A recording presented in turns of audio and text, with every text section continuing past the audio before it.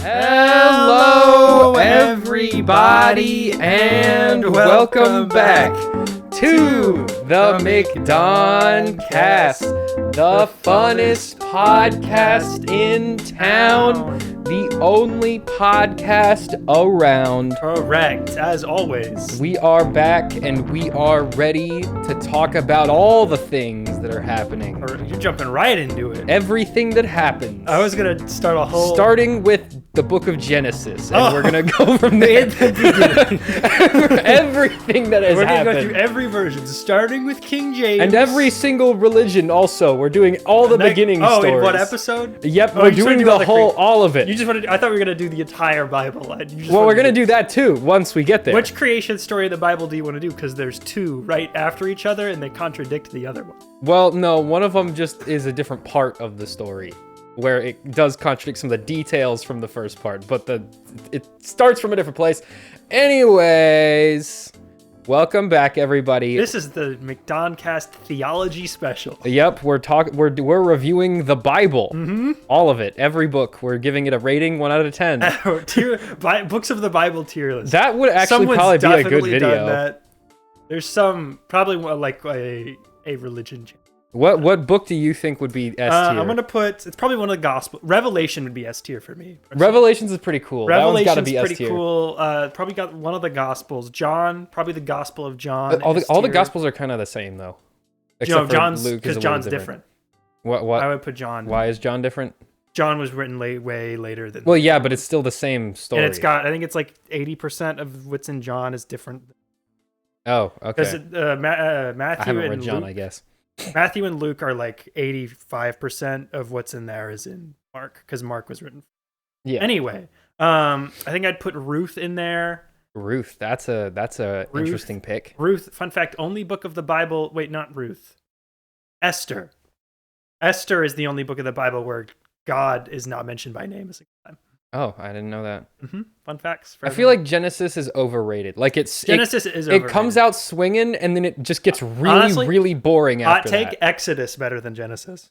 That's not a hot take. Exodus has some pretty cool scenes. Exodus is that's what I'm saying. But also, again, though, there is that part where it's just like, don't do this, do this. Well, I mean, do this, do this. There's like 5 books of the Bible that is just laws. Yeah, the laws is like, now, that's where it gets some of the laws, they get pretty interesting. Welcome back, everybody. We got our stuff that we are looking forward to the most in 2025. Also, Happy New Year. Everything that is coming out this year. Everything that is coming out and what we want to see the most. Yes. I'll give you, I was thinking we could at the end of this do our most anticipated movie of the year, but I have a feeling it's probably like the same thing. I don't even know. Well, I guess you could, I mean, I know what mine is because mine's been this for like 2-3 years. I just want to see Superman. That's the only movie I ever want to see.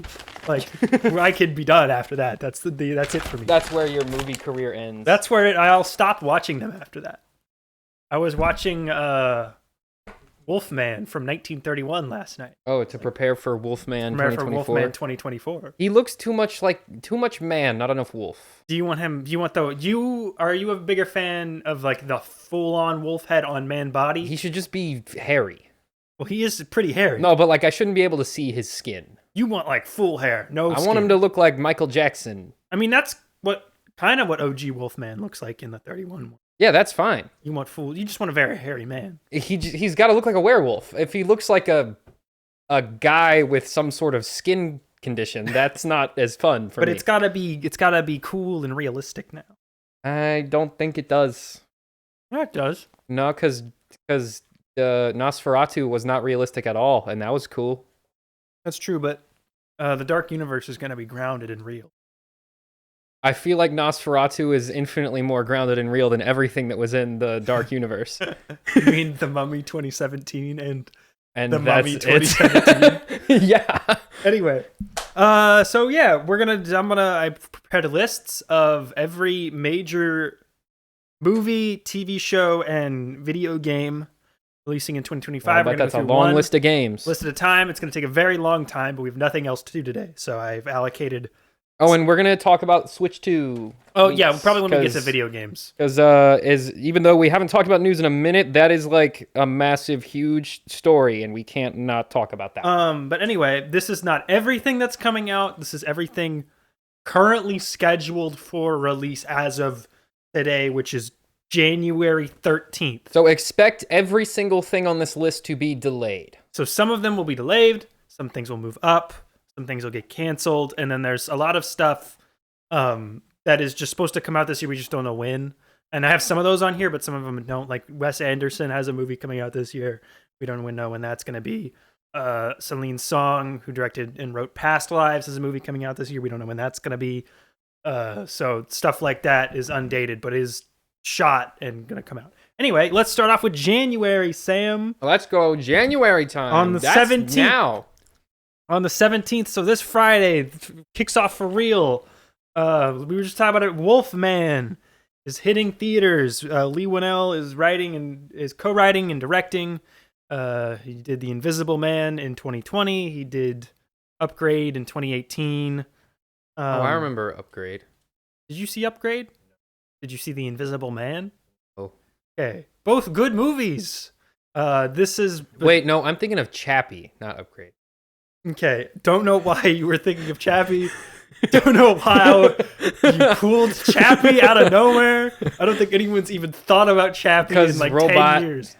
There's not a robot in Upgrade. Well, it's called Upgrade. No, it's like Oh wait, that's the movie where it's Chuck. It's Venom. It's Chuck but mixed with Venom. It's Venom, but it's a robot and not a... Yes, Yeah. That's why I was thinking Chappie. It even has a guy that looks exactly like Tom Hardy playing. Because Chappie is about a robot who lives in the hood. Anyway, that's what it's about.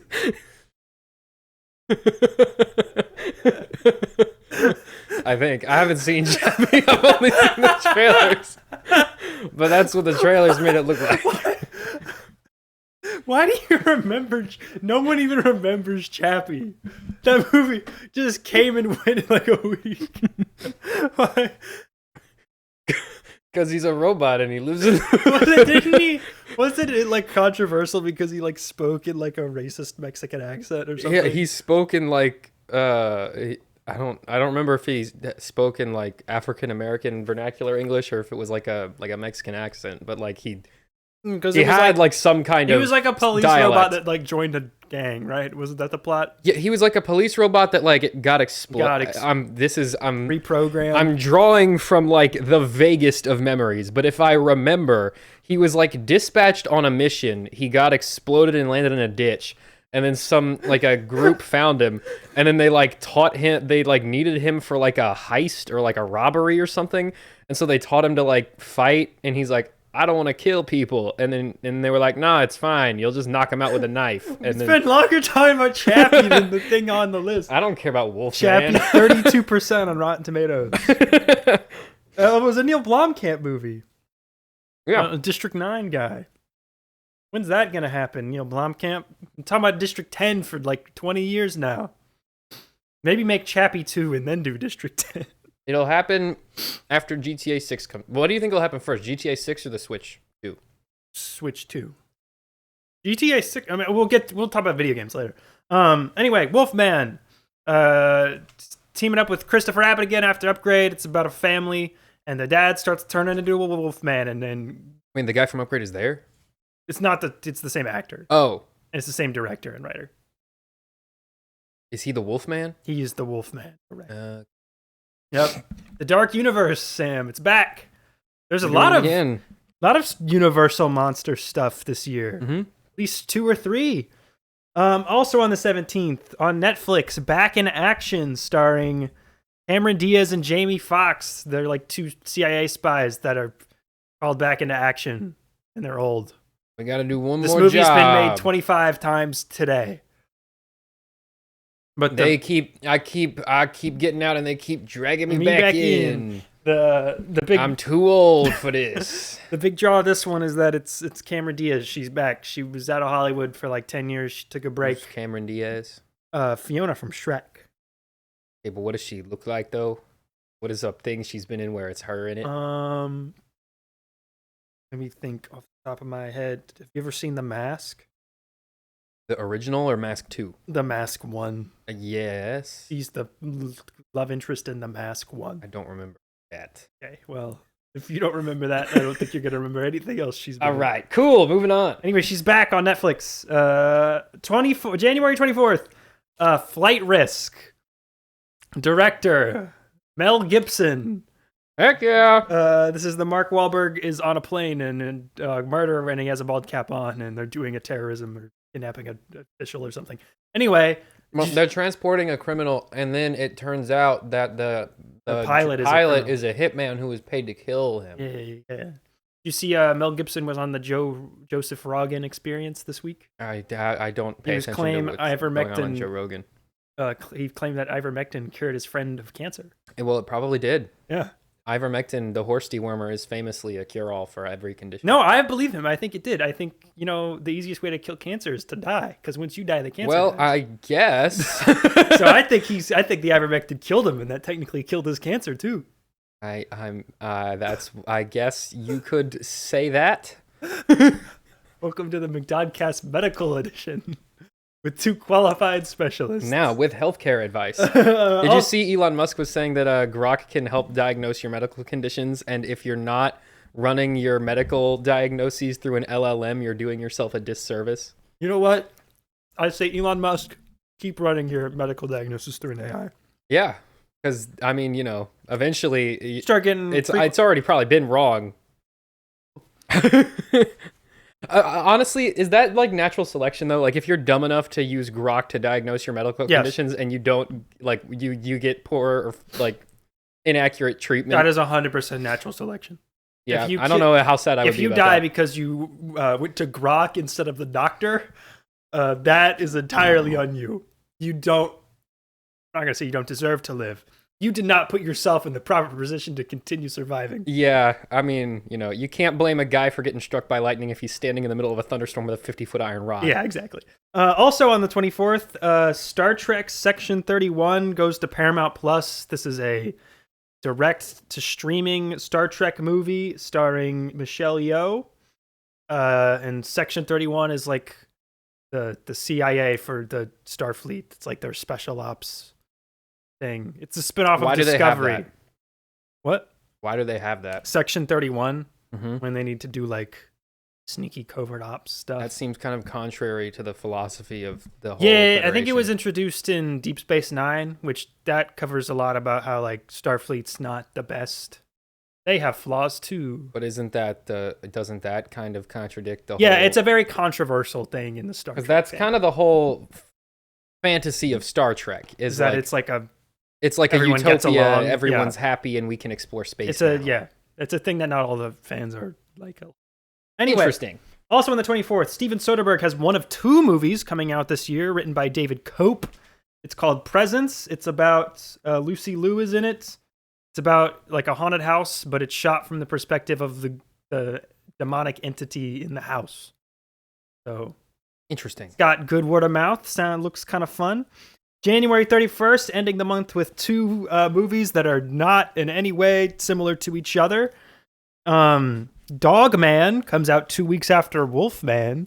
This is, of course, an adaptation of the book series for kids created by the Captain Underpants guy. Conceptually, which one is more horrifying? Dogman or Wolfman?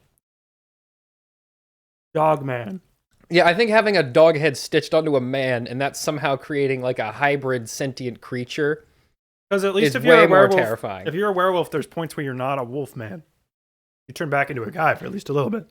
Dogman, you're stuck as a dogman for the rest of your life. Yeah, and he was still moving around and stuff. When they sewed the dog's head on. They killed him. That's crazy. Also, it seems the dog, the guy is dead. It's just the dog operating the body. There's not yeah, it's not like a man's brain mix and the a brains dog's together. body. It's just the dog. That guy is this died. in the Captain Underpants universe? Is there a Captain Underpants universe? I don't know if they've crossed over in the one of his books, but what's the other one? Robot Mouse? I don't know. There's a third one.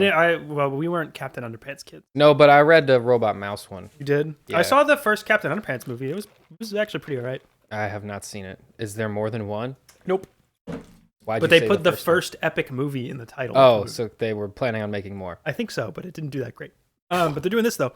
Also on the 31st, Companion, written and directed by Drew Hancock. This stars Jack Quaid and Sophie Thatcher. They kept the premise of sequel for a little bit when they released the first teaser. They put out another trailer this last week.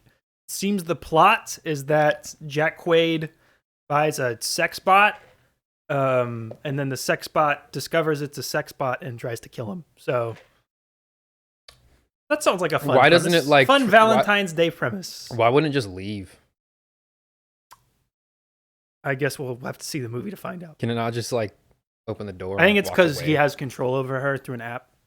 Oh, so it can murder him, but it can't just leave. Because I think I haven't seen it. The trailer's like a minute long. Is it a metaphor for like 1920s? No, I think marriage? It's just like she's a sentient. So why doesn't she use her sentience? She's gonna use her sentience to do a big murder on Jack Quaid. Well, so you know why no fault divorce like exists? Sam, I don't think they're gonna get into that. It's because the wives kept poisoning their husbands to get out of the marriage. It looks fun. So like, is it a commentary on that, or like? I don't think it's a commentary on no fault divorce. I don't. Hey, I'm just trying to figure it out. I think it's just like I think he's probably like abusing or being controlling and stuff. To the robot? To the robot. I don't know how much I care about that. Okay, well, you're probably not going to see this anyway. What are you probably not, but like, yapping about? Like what? Like if a Terminator got shot, I'm not gonna be like, no, don't do that. What if it was one of the nice Terminators from Terminator 2? What if it was the nice one? The nice one gets shot the most. Yeah, but he's nice. He got melted. Yeah, and he didn't even care. He was like, well, he didn't. Bye. But John Connor was like, no, that's my robot dad. Yeah, but that's because he has underlying issues. But you weren't sad when the Terminator died in Terminator 2? Well, not really, because then he came back like a million times. Yeah, but the intention was not for him to come back. All right, February 7th, 2 movies hit theaters. A lot of Valentine's Day themed stuff this year. Love Hurts. This is from 37 North, which is David Leitch's production company. This is the action movie starring Ke Huy Quan and Ariana DeBose. Both Oscar winners, by the way. Oh, I think I did see a... You've seen trailers for this. Yeah, I think I saw like an ad for... He plays like a retired hitman who comes out of retirement to do one last job. Oh, I didn't know he was... I always skip it. Like, I've only seen the opening. Yeah, he's like a realtor who... 4 or 5 seconds of the trailer, and Ke Huy Quan's like, hello! Yeah, and this is one of, I believe, 38 movies Ke Huy Quan is in this year. Big year for him. We'll see if a single one of them... I'm glad he's having a big year. Yeah, no, good for him. For real. Also, good that he's getting like an action thing. He's getting to put all his, he's getting to do all the movies that he wasn't able to do for the last, 30 years. This is a weird follow-up to the Oscar project. But, he did Loki season 2 right after that. So I think he's just happy to be working. Yeah, he's just doing stuff. And it's cool that he can do more of his ninja moves that he learned for... Yeah, I hope that's not Maybe don't have your computer sitting on that armrest. It'll be fine. I think maybe that's going to end poorly. I know what I'm doing. And then the other movie coming out that day is Heart Eyes, which is about a serial killer that murders couples. Written by Michael Kennedy and Christopher Landon, who did Freaky and Happy Death Day. So do you remember those movies? I remember the trailers for those movies. They did both of those. They're actually pretty good. Freaky they're both fun. I haven't seen Freaky or I don't know anything about it, but Happy Death Day seemed like conceptually cool. Yeah, no, those are both pretty, they're not great, but they're pretty It's fun. like Groundhog Day, but except for there's a serial killer. Vince Vaughn is in Freaky, and he's... I remember we saw the trailer for it, and Mom was like, oh, that's gross. And I, the whole time I was just thinking, it seems kind of cool, though. Like, it seems like Happy Death Day? Yeah. Because she's dying a lot. Yeah. Yeah, I mean, it makes sense that her mom wouldn't, knowing her mom, not something she would enjoy. That stars Olivia Holt and Mason Gooding. On February 13th, right the day before Valentine's Day, Bridget Jones, Mad About the Boy, the 4th Bridget Jones movie, is not going to theaters. That's going straight to Peacock. The entire cast comes back. So Renee Zellweger, Hugh Grant, Emma Thompson. You can just say it's not coming out. Colin Firth. If it's going straight to Peacock, it's just getting rated. I don't know why it is going straight to Peacock. This is like... Has she made what are the other movies? There are 3 other ones. There are 3 other Bridget Jones movies. They all went to theaters. Is Bridget Jones a character or a person? Yeah, it's a character. Oh, okay. Who's Bridget Jones? She's like a mom or something. I haven't seen them. She's like a mom or something. I don't know anything about them. I just know that like they make a lot of money. Like the last one, which came out in like 2016, was like the highest grossing rom-com until Anyone But You came out like 2 years ago. Like these make money. I don't know why they're sending this to die straight to Peacock. It seems like a dumb idea, especially considering the fact that like, yeah, this cast, like Hugh Grant, Colin Firth, Renee Zellweger won an Oscar like not that long ago. Like, what are we doing here? Weird decisions. Interesting. Yeah. And then the next day, February 14th, Valentine's Day, which is a Friday this year. 2 movies, Captain America, Brave New World, the first big multi-$100 million blockbuster. Our big boy. It's theaters. Julius Ona is directing. Did you see that one guy who's not in it? Oh, yeah, he was on a podcast. Yeah, he was like, guys, I'm not in it. Because he was supposed to be in it, but then they reshot his role out of it. Well, you know what? Fun fact. I was also supposed to be in Captain America New World Order, and I'm on a podcast. And I got written out of it. Like, he was, so now it's my turn. He was in the movie. Like, there were set How photos. do we know? There were set photos of him in costume. Was it him, though? But this has gone through multiple reshoots, 5 credited screenwriters. Anthony Mackie, Harrison Ford is the Red Hulk. Giancarlo Esposito is in the movie playing a snake man or something. I bet you that's the role that got the WWE. No, it was was. supposed to do. That was what he was supposed to do, and they replaced him with Carlo Esposito. Anyway, Sam, are you looking forward to this? By the way, early projections just came in. It's supposed to do better than the first 2 Captain America movies. Considerably less than the third one. Okay, the third one is not a Captain America movie. It's an Avengers movie that for some reason has Captain America branding on it. It's supposed to do okay, but I'm also guessing because they've shot this 4 times, it probably has like a $300 million plus budget. I don't know. We'll see. Like there's no villain. Red Hulk. Red Hulk's not a villain, and he's gonna be a good guy by the end of the movie. The leader, because this is also the leader is lame. Because the other weird thing is this is a quasi sequel to The Incredible Hulk, a movie that came out in 2008, and that's not the a lot other of thing. People saw or remember. Stop putting Hulk things in all my things. Too many Hulk things, and the Hulk's in none of them. Yeah, to be clear, why do we have so many Hulk things and no Hulk? So many Hulk things, and the Hulk is not in them. And even the Hulk things Hulk was in Thor. Hulk was She-Hulk the last time we saw the Hulk? Yes. Okay. And I think the Shang-Chi post-credit scene, he was. Yeah, he was in that, and he was Bruce Banner, so he can change back now. Who knows? But I think that also came out before She-Hulk.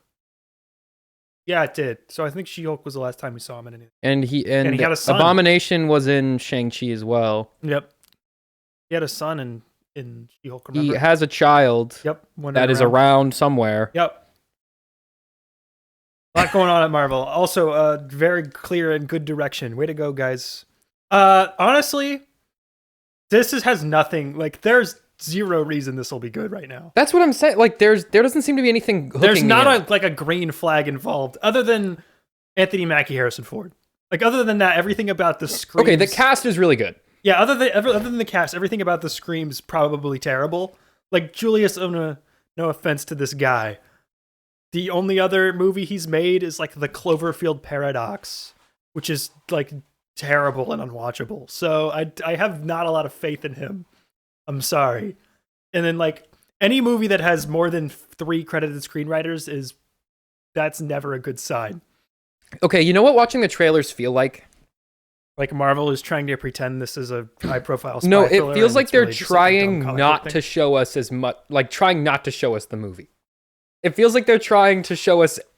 Every time I watch the trailer, I feel like I'm seeing everything except the movie that I'm trying to figure out here. That, and I think they've been playing like the same couple shots in the trailers. That's what I'm saying. Out for like a year now. They've used like the same 4 shots for every single trailer, and I've learned nothing. Why is Red Hulk Maybe it's bad? just because they're hiding Why is stuff. someone trying to kill the president? Are they trying to kill the president? Is the president trying to kill himself? They're trying to turn him into a big Red Hulk, apparently. I don't know what's going on. And, like, I'm not saying I need to know the whole plot of the movie, before it comes out, but, like, I would like to have some idea of, like, what the concept is. Mm-hmm. And what is the concept of this? Captain America fight Red Hulk? Fight Red Hulk. He lose. Captain America, regular guy. Because he has heart and patriotism. Hulk is Hulk. What wins, Sam? Even if we Muscle were to do, or America. even if this was like Steve Rogers' Captain America, where he has powers, he's not beating the Hulk. Mm-hmm. I mean, sure, give him a jetpack. I guess that makes so he can run away from the Hulk, but he's not beating the Hulk. He'll probably get beat up for a little bit, and then he'll be like, "Remember who you are." Yeah, like this is gonna. That fight is Indiana Jones. They're the only thing that they are giving us as like a reason to see the movie is Red Hulk fight Captain America. Well, number one, they have no beef. It's because those two characters have nothing to do with each other. I don't even know why they're fighting. Well, because he's the president. And two, that's not an interesting fight. No, we know it's going to involve adamantium and the eternal, or not the celestial in the ocean, and we know the leader is the villain, and they're hiding him in the trailers. So yeah, because he's and Serpent Society is here also. They're there too. Well, they'll be like a covert assassin group or something. Yeah, there'll be something lame and boring. Yeah, they're gonna do. And They're have gonna very 10 little rings effect on the plot. They're gonna 10 rings them where they're like a regular. They're just a bunch of goons. They're a mercenary group. They're just dudes with guns with a name of a thing. Which from it's a hilarious comic. that Giancarlo Esposito will be a mercenary because he's like 70 years old. Hey, at least you're never too old to be an assassin. At least the president is old in real life. Like he's actually. Yeah, at least Harrison Ford is like properly cast. He's for the the role. same age as Joe Biden. I think so. I think they're like genuinely. I want to headcanon that this is Indiana Jones after he retired. Indiana Jones would be like 120 years old. In this. Yeah, so that makes perfect sense. And then also that day, Paddington in Peru finally hits theaters in America. This has been out in the UK for like 4 months at this point, but it's finally coming out. Everyone loves Paddington 1 and 2. Apparently this is less good, but also still pretty good. Paul King couldn't come back because he was doing Wonka. So they got these other guys. Who? He was the director and writer of the first two. He was doing Wonka. And he couldn't do this one. But Paddington in Peru, if you like the British bear. And he's a very whimsy man. You're doing whimsy. He's a very whimsical guy. Then you will probably like Paddington 3.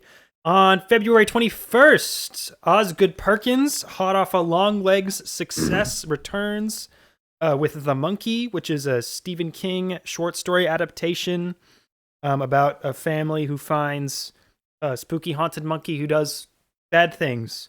Theo James, Tatiana Maslany, Elijah Wood. Seems slightly more comedic in a dark way than Longlegs was, because Longlegs was not funny at all. Zero funny. Well, it depends on whether or not you found Nicolas Cage to be funny. Nicolas Cage was sometimes funny, but I don't think he was supposed to be funny. But that's just how Nicolas Cage is. But hot off of Longlegs. This is not going to do nearly as well. I'm just going to tell Neon that now. They're putting the Longlegs all over the poster. It's not going to make that much money because it's not the same marketing campaign at all. And you can't market it the same way. But I'm sure it'll be fine. He makes good stuff. I am looking forward to this. There's a couple of Stephen King adaptations coming this year. And then also on February 21st, a movie that was shot, I believe, 5 years ago. The Unbreakable Boy. About a boy with autism and also very brittle bones. And Zachary Levi plays his dad or something. Does this take place in the Wonder Cinematic Universe? I believe they're unrelated. I feel like this movie and Wonder are the same movie. In like a parent... They both have the same thing where they wear a hat. They both have a special hat they wear. They do both have a special hat, but the special hat is different for different reasons. Yeah, but like the fact that they're both about like disabled children who have special hats is like, that's like where I don't think the special hat plays too big into the plot of either of these, but I haven't seen either. No Wonder, of them, so it's very important. I guess I technically read the book Wonder. Well, in the book, it was like a Darth Vader helmet, Wonder. or it was like a Stormtrooper helmet. It's a space helmet. No, in the movie, it was a space helmet because they couldn't get the rights to use like. I don't remember any of it, but I remember it existed. Anyway, that's probably going to be awful. And Zachary Levi. It will be a very generic, heartwarming like movie. Like I don't think it's going to be spectacular. You know what? It's going to be equally as good as that movie about that kid with leaves on his legs. What was it? Timothy Green? You remember that one? Were you at Dollar Tree in 2016? Why are these references you're pulling? You remember Timothy Green, though, right? Yeah, I remember The Odd Life of Timothy Green. Yeah, it's going to be the same level of good as that. Remember when his dad works at a pencil factory? His son is a tree? That'd be like... That'd be like if your dad worked at the human flesh factory, like a boat factory or something. Like, he wasn't a tree, he was a plant. Trees are plants. It was like a bush or something. He grew leaves out of his feet. It was a dumb movie. The leaves fell Was off. it based on a book? I think it had to have been, right? Like no one came up with that for a movie, right? That's where the that's where the box of dinosaur adjectives. Yeah, that's where the box of dinosaur adjectives bit from The Legend of Paco. Because they buried adjectives for like their kid. I think maybe one of our listeners might know what that is. No one has. We sound like crackheads right now. No, that was an original theatrical story. 25. Oh, it was made on the cheap. Good for them. Made maybe some money. Peter Hedges. What else have you done? Anyways, my overall point is, wow, it's going to be like equally just like a very generic whimsy movie type thing. Okay, February 28th, the last day of the month, the day the Earth blew up, a Looney Tunes movie. Hits theaters. This is a 2D animated original Looney Tunes story starring Daffy Duck and Porky Pig. This was supposed to go straight to HBO Max in 2022, and then they did one of their many corporate reshufflings, and they canceled a bunch of projects. They were going to cancel this. They decided to find a new distributor. It ended up getting picked up by Ketchup Entertainment. It's already been released in several countries in the UK, but it's going to hit US theaters on February 28th. Expect little to no marketing campaign at all, and for this to be a massive failure that everyone will ignore because no one's even going to know it came out. But the few critics who have seen it at film festivals say it's really good. I'm looking forward to this. I like Looney Tune. I like a Looney Tune, Sam. Why is this one getting released and not the other one? Coyote v. Acme? Yeah. I think this one was made for much cheaper. And this was before the other one was already made. And they sold this one. This was already made too. That's what I'm saying. Like it's cheaper. It was. They already made it. And this one, they sold this one off before they were doing the tax thing. Because originally they were just selling movies that they didn't want to release, and now they're just like, oh, we can get tax break from this. We'll delete forever. That's really stupid. Good. Love you, David. Keep doing what you're doing, Zaslav. Keep it up. You see Not Bob Iger, you see Tim Cook got a big bonus this year. His pay increased by like 18%. Tim Cook? Tim Cook from Apple. But I'm not surprised. Big CEO getting big payday. Good for him. Love that. We love that. You should lay off some employees. That's the best thing to do when you get a pay raise. Let's say CEO 101. Step 1, exploit humans for labor and don't pay them. Step 2, claim that you're not performing well and that the economy sucks and your company is drowning in debt. Step 3, lay off employees. Step 4, report record profits, take massive bonus. That seems to be the strat. Yeah. Okay, moving on to March. March 7th, Mickey 17 finally hits theaters. Bong Joon-ho's long-awaited follow-up to Parasite, which obviously won every Academy Award the year it came out. This is based on a book. It's about a sci-fi story about a guy who is cloning himself over and over again to do just scummy jobs where he dies in space, and then 2 of the clones are alive at the same time on accident, and hijinks ensues. Robert Pattinson plays the titular Mickey. Naomi Ackie, Stephen Yeun, Toni Collette, Mark Ruffalo in supporting roles. Trailer looks fun and good. It looks like it'll be a fun movie. From from what I get whenever they play the trailer in front of an audience, people don't like this, and this will definitely not do well. I don't know why people are hating on this movie so much. They think it looks dumb, which, if you don't understand what they're going for, I get that. It's like a wacky, it's like a wacky sci-fi comedy. It looks fine. It looks fun. It looks like a kind of a cheeky poking fun at like the concept of, dying. Yeah, and cloning and stuff. Yeah. But no, he obviously one of the best working directors out there, and this has taken forever. Normally you don't win an Oscar for Best Picture and then take 6 years to make another movie, but here we are. It looks like it'll be fun. I'm excited for it. Looking forward to that one. Next week, the week after that, March 14th, The Electric State hits Netflix. It's a big movie for them. $250 million budget. This is they fumbled this so hard. The Russo brothers, Marcus and McFeely writing. It's the Avengers Endgame Infinity War team back together again. Millie Bobby Brown, Chris Pratt, Hee Kwan, Stanley Tucci, Woody Harrelson. It's about an alternate universe version of the 90s where robots went to war with humans and took over the Central America or something. Not even, nope. They got to go on a journey to find Millie Bobby Brown's brother. And it's based on a book. They got to fight some robots. It's based on a book that was a world-building project. It was sort of like an art book, but with like descriptions of like what each art piece is supposed to be and where it fits in the greater world of this project.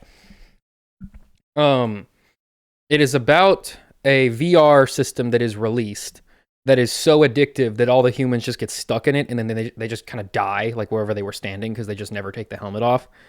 And this is a recent book. Yeah, and then eventually their consciousnesses get kind of stuck in this like virtual world, and some of them start from the virtual world building and manipulating real world machines that eventually kind of coalesce and start to coagulate into these giant kind of freakish pop culture looking abominations. Yeah, Mr. Peanut's in the movie. Robot Mr. Peanut. Yeah. By Woody Harrelson. And the main characters, sort of main characters, are like this one little robot boy and this little girl, and they're like traveling across the US. I don't remember exactly why they're traveling, but they are, and it's almost like a horror project. Like it's a horror book. And so the tone of this movie looks like way off. Well, this is a science fiction adventure comedy drama from the writers of Ghosted and Avengers. Yeah, that's why it looks way off. If you look at any of the art from the book, it looks so cool. Looks bad and awful. Like the art and the book, super cool. The movie looks very lame. Russo brothers don't have a good track record at all outside of Marvel stuff. They made the biggest movie ever, other than and then they did not do anything else. I guess they did Community, like as TV show. They didn't write it. Yeah. They're not writing any of this, but all the movies they've directed are bad.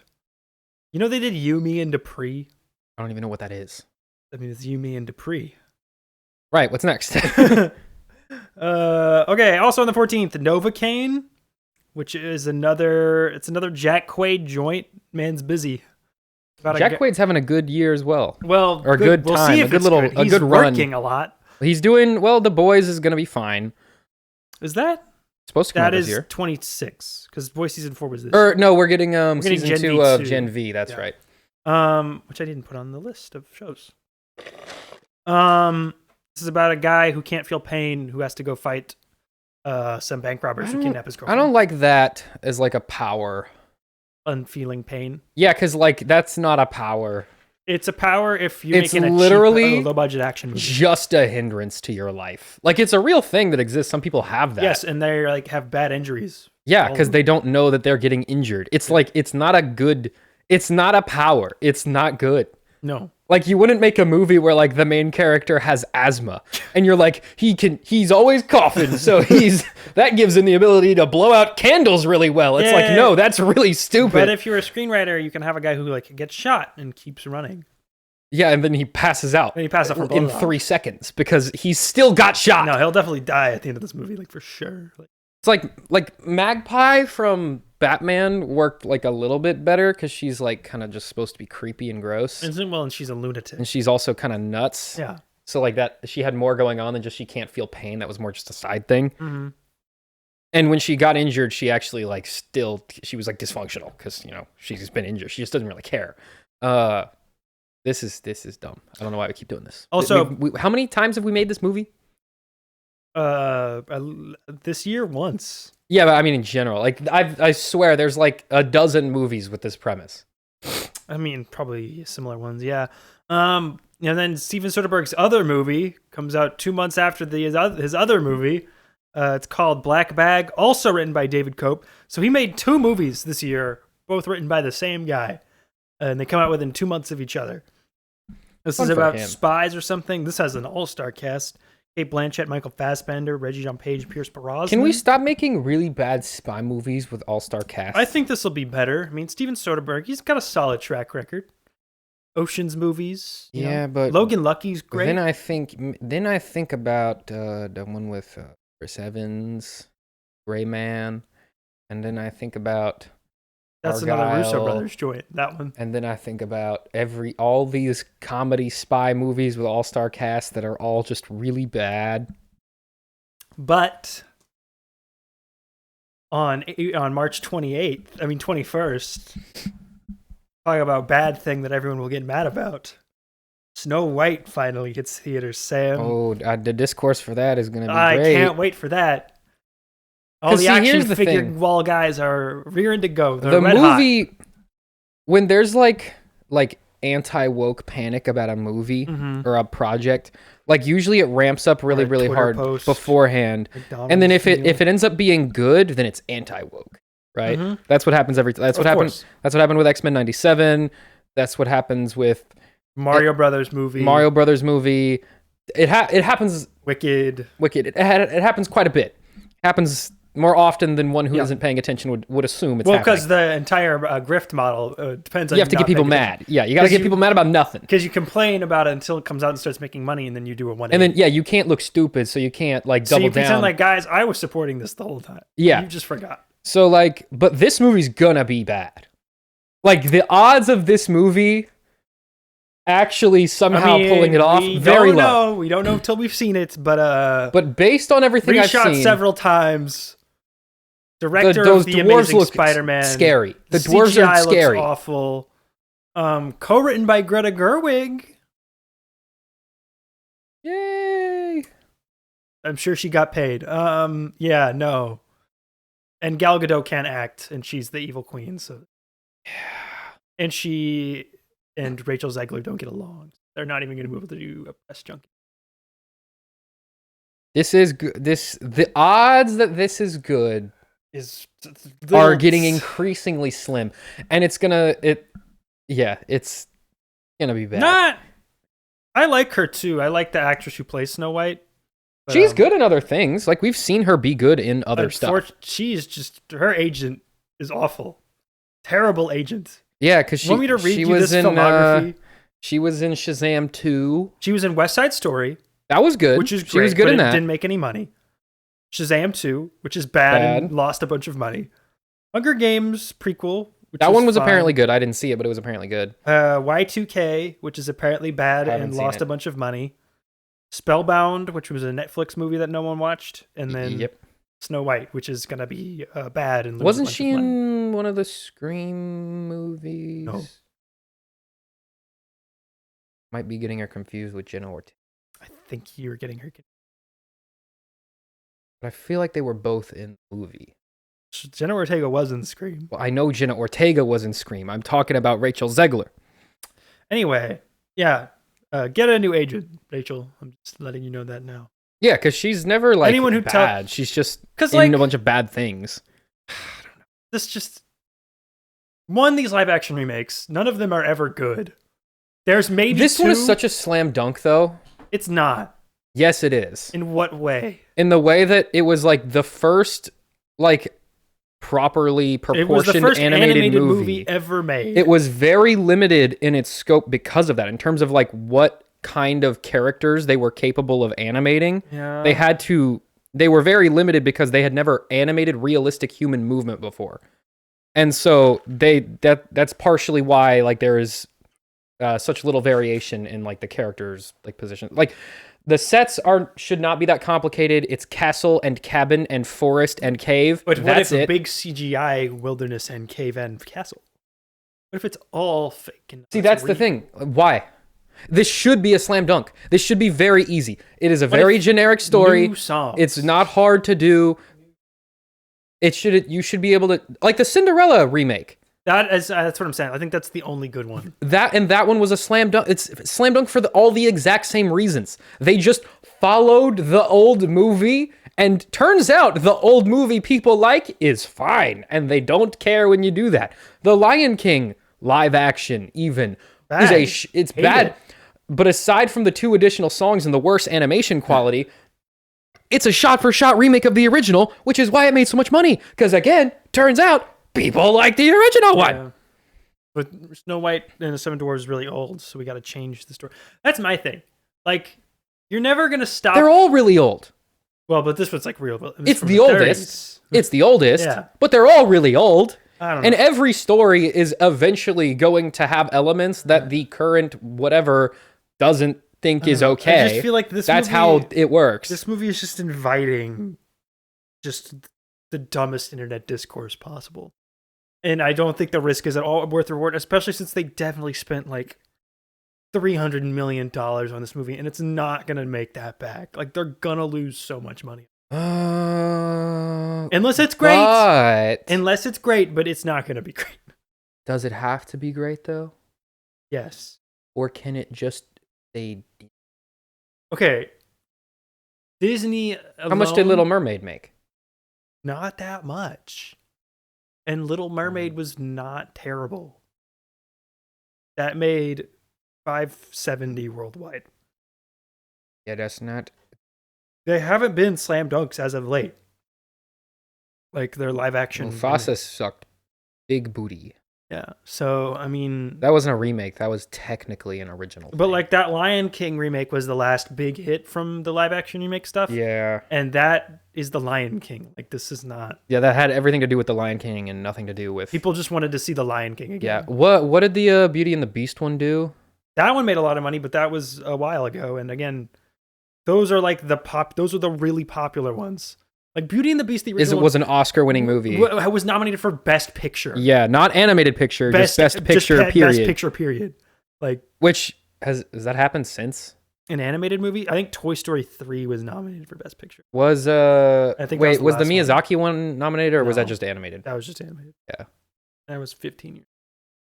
Not looking great for Snow White. Also opening that day, a movie that all but disappeared 2 years ago and is now back.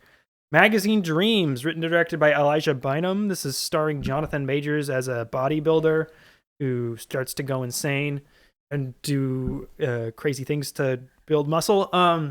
This was supposed to be an Oscar vehicle for him in 2022 or 2023, but then all of that crook stuff he did came out. And who's this guy? Jonathan Majors. Right. And so Disney had bought the distribution rights, but then they just hid the movie. Now Briarcliff Entertainment has picked it up, and they're going to put it out on March 21st. I don't think this is going to get the reception it would have gotten a few years ago. No. But I don't know. We'll see. This movie just won't do, actually. This movie just will go nowhere. Yeah, no. And then also opening on the 21st, Alto Knights, which stars Robert De Niro as 2 characters. He's playing 2 competing crime lords. This is directed by Barry Levinson of Rain Man fame. A couple of actor plays 2 guys in a movie this year. Yeah, 17 and Alto Knights in the same month. In the same month, we got a guy playing 2 different guys. And we had Sonic 3. And we had Sonic 3 just last year. And then on March 28th, A Working Man, director David Ayer, written by David Ayer and Sylvester Stallone. Sylvester Stallone not in the movie, though. Just co-wrote the script for fun, I guess. This is a Jason Statham does a big action movie. This is next Beekeeper. Same director, same star.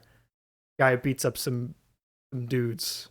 There's a trailer. I didn't watch it, but Fun. You know what you're getting out of that.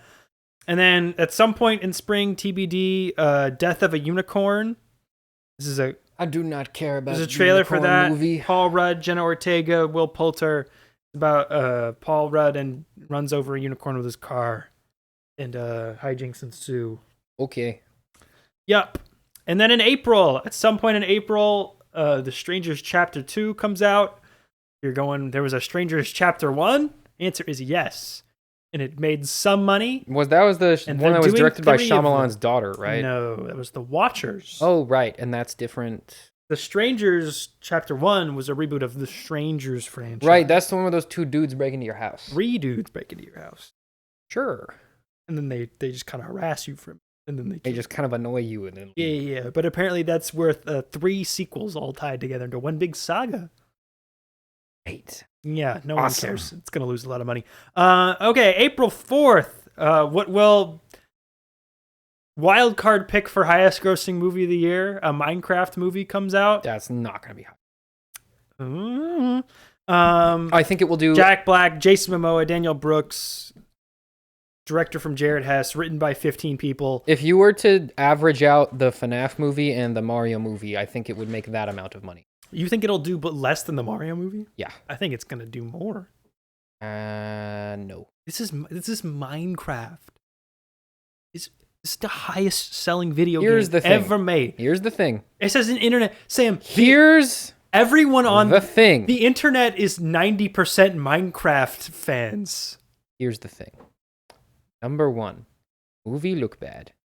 The second trailer didn't look as bad. Number 2, adults don't know Steve.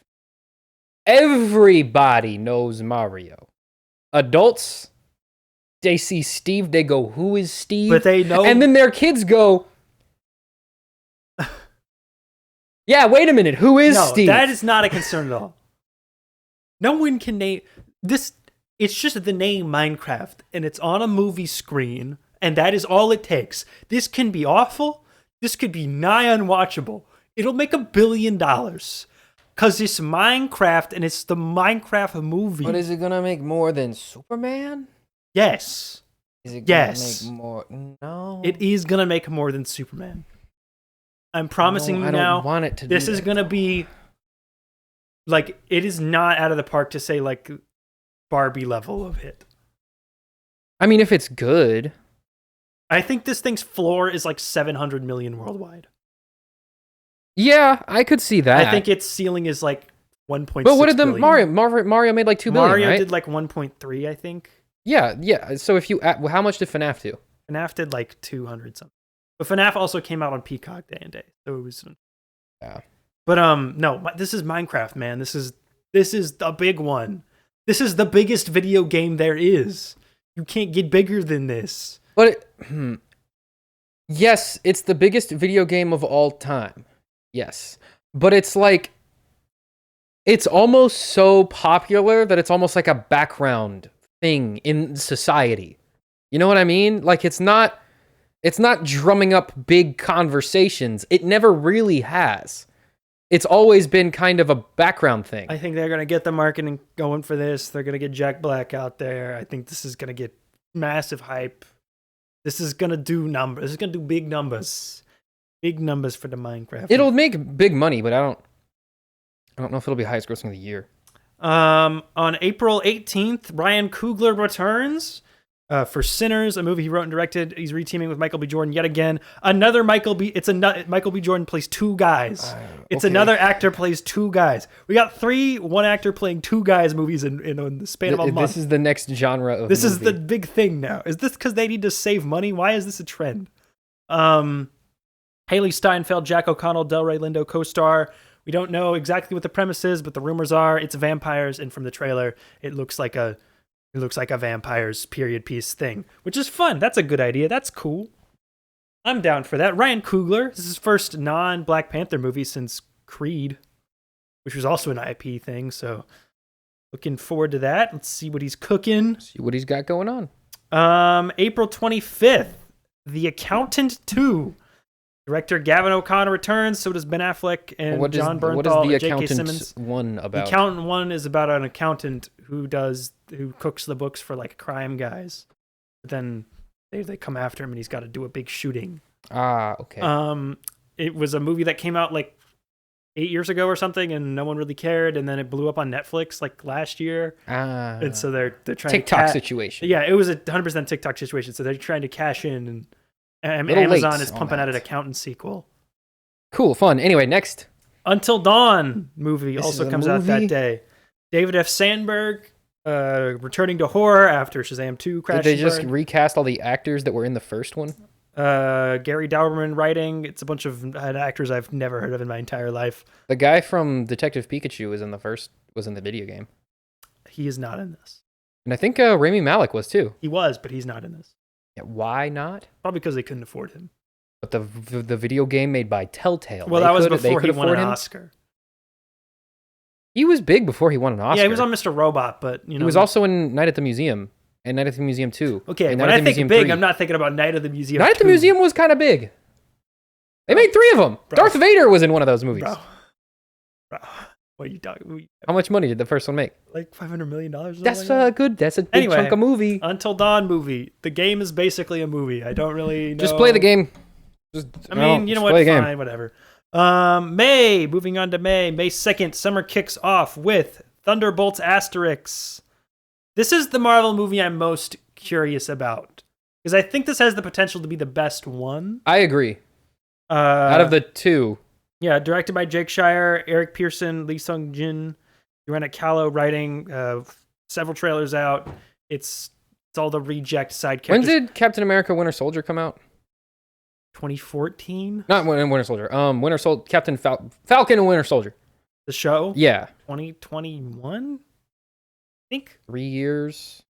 4 years. Black Widow also came out 2021, right? Or 2022? 21, yeah. So it's 4 years ago, both of those. Yeah. So it took 4 years for that storyline to be continued. It took 4 years for that Captain America movie that was immediately set up out of that show to come out. Yeah. Anthony Mackie has been playing the Falcon longer than Chris Evans played Captain America.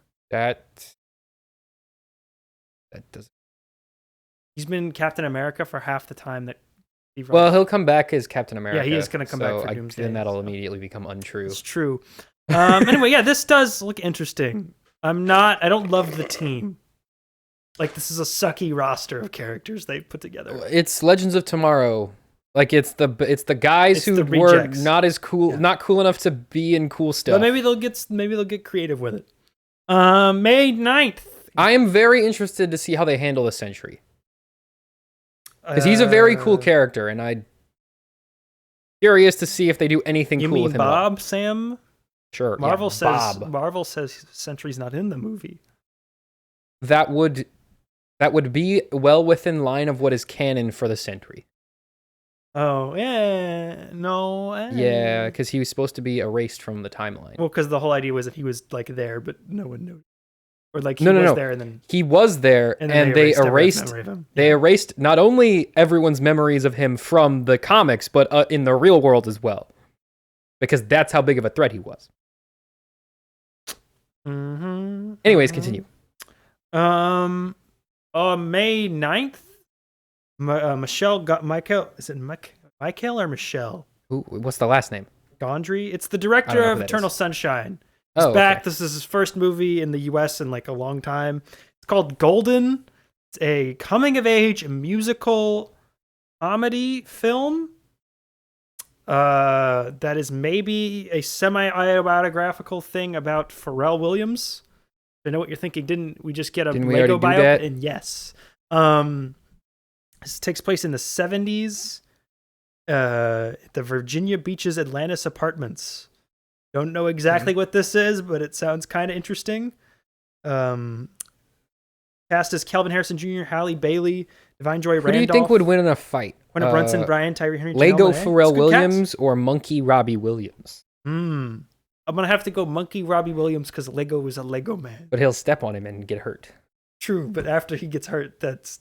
What is he going to do? Eat him? Throw him? Well, he's a Lego guy. Once he steps on him, he's cooked, right? Well, he's fine. He's Lego. I guess he's gonna eat him, but it'd still be alive. Yeah, that's what. How do you beat him? Accident. I guess he'd probably just come out the other end. Solid. Yeah, that's what. Yeah, how do you beat the Lego guy? And you can break him, I guess. Break him in half. Anyway, dumb debate. I like how both of those gimmick movies, neither one of them worked. No, like they're. And then the Bob Dylan one, which was just like a very straightforward, straight to the point. But also like. The Robbie Williams biopic would have never worked at all because no one knows who that is. It could have worked because it could have introduced you to that guy. But because you made him a monkey, now I immediately am not going to associate this movie with that guy. They were going to make a normal one. And then they were like, well, no one in the U.S. knows who this is. How do we sell this to Americans? And they were like, we'll put a monkey in it. Honestly, then they probably spent half the budget on the monkey. That's honestly a pretty good idea. Like, I can't even hate them. I can't even blame them. It would have been better. No, Americans love monkey. That's their favorite thing ever. But they don't know who Robbie Williams is. Okay, I don't know who King Kong is, but I see Big Monkey. I go, Big Monkey. But, Robbie Williams isn't going to punch Godzilla at any point. How do you know?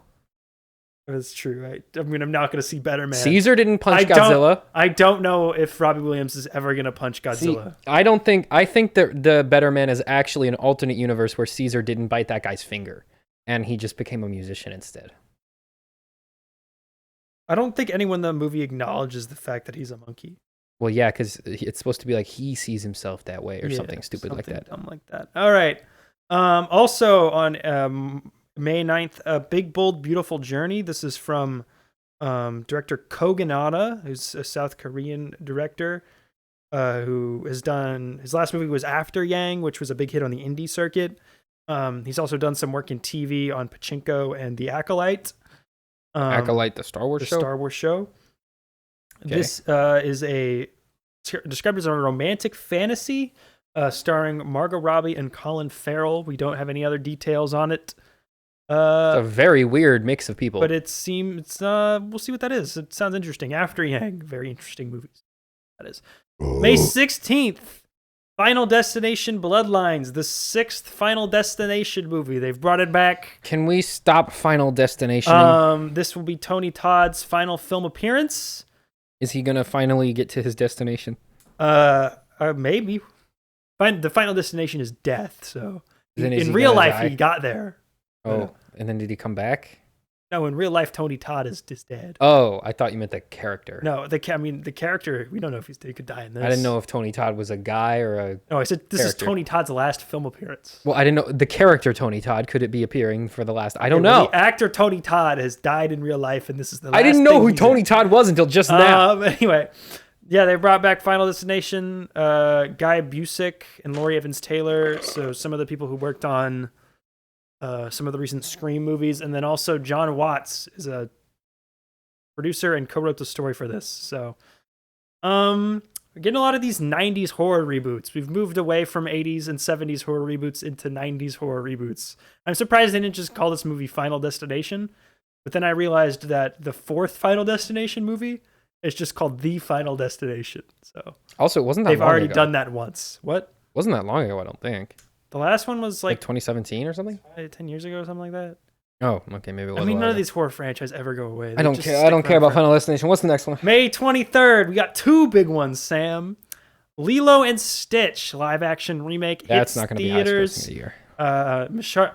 Marcel the Shell with Shoes On. That didn't come out. Dean Fleischer Camp is directing. Oh, he's directing this. Chris Sanders is returning to voice Stitch. It's the movie from the 2000s, but it's real now. It's real. Is the guy with one eyeball gonna be there?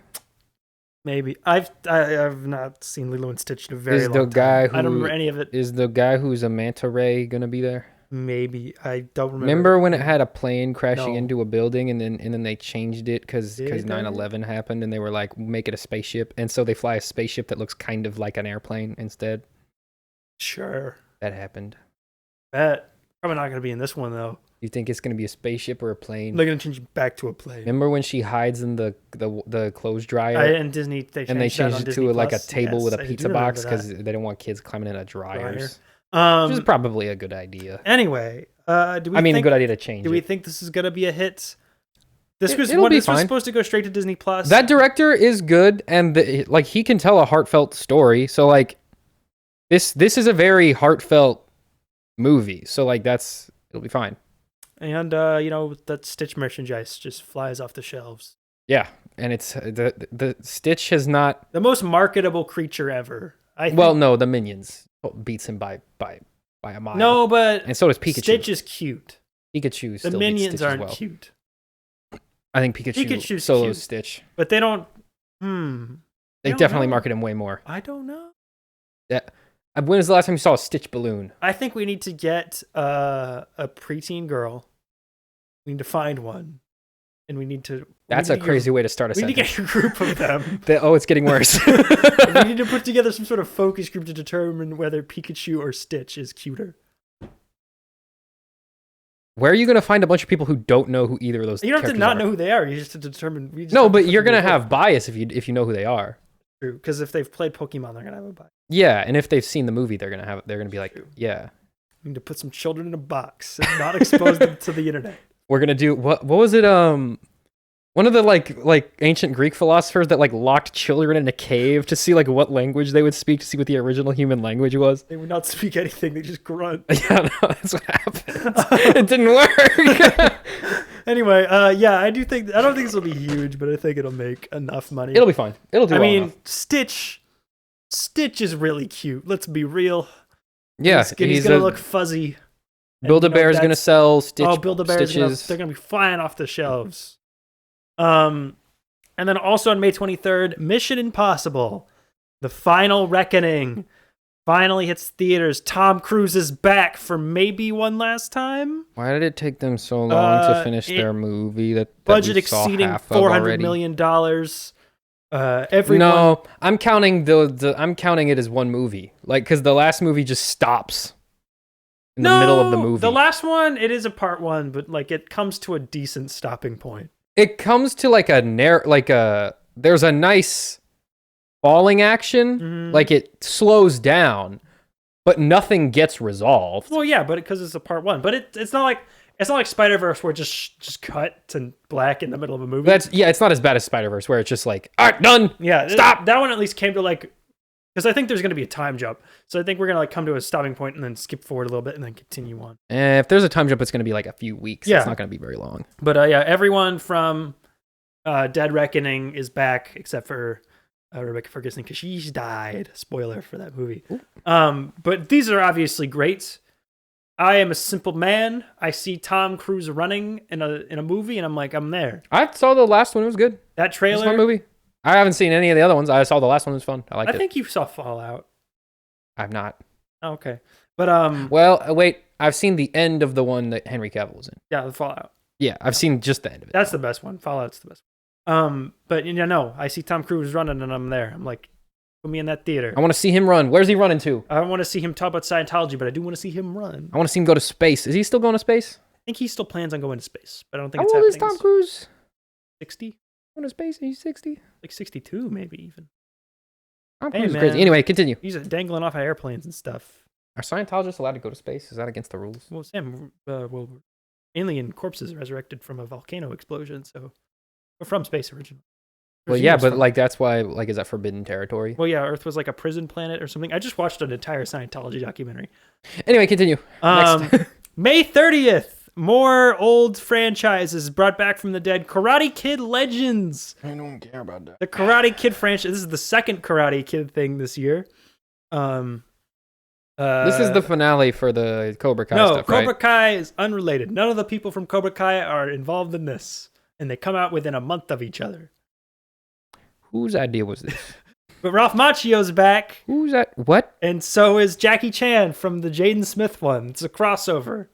We'll bring these worlds. The worlds are going to collide. They're going to team up to train a new Karate Kid who's played by Ben Wang. How is it not related to Cobra Kai? Well, it takes place in the same continuity, but none of those events are going to matter in this. Whose idea was this? Well, Sony has very few IPs. Oh, that makes Yes. sense. Yep. You could have just said Sony, and I'm like, I understand Yeah, this is exactly what directed happened by- here. Yeah. How are they so bad? How are they so bad? When is the last time they weren't bad? Sony? Like, when was the last time they did a smart thing? PlayStation 2. No, I mean like movie-wise. Oh. Have they ever done a smart movie, ever? Into the Spider-Verse was good. Okay, so they made 2 good movies. How many movies have they made? Couple hundred at least. That's not a good record. I mean, they own a lot of good movies that were made before that they owned the studio. Yeah, that doesn't count. But yeah, Karate Kid, more Karate Kid. You want more Karate Kid? No. I'm too much Karate Kid. There's 5 There's movies. like 1,000 Karate Kids this now. This will be the 6th Karate Kid movie, and there's 6 seasons. Why does this one valley care so much about a junior karate tournament? Well, this one's going to take place in Japan, I think, or something. Or China, maybe? I don't remember. Well, Japan is where Mr. Miyagi's Wherever from. the Jaden Smith one takes place. I didn't see that one. I didn't either. No one did. But wherever that one takes place is where this one takes place. Well, Mr. Miyagi is from Japan, but yeah, he's from Okinawa. he learned karate in China or something because he fought in the Vietnam War. Or it might have been World War II. It wasn't World War II. It was either the Korean War or it was I'm not the brushed Vietnam up War. on my Karate Kid lore, but I'll make sure to rewatch all of those. I think it might have been the Korean War because I think he was on a boat and then like got washed into China and then learned karate and then moved back to Japan. Look at this guy's background.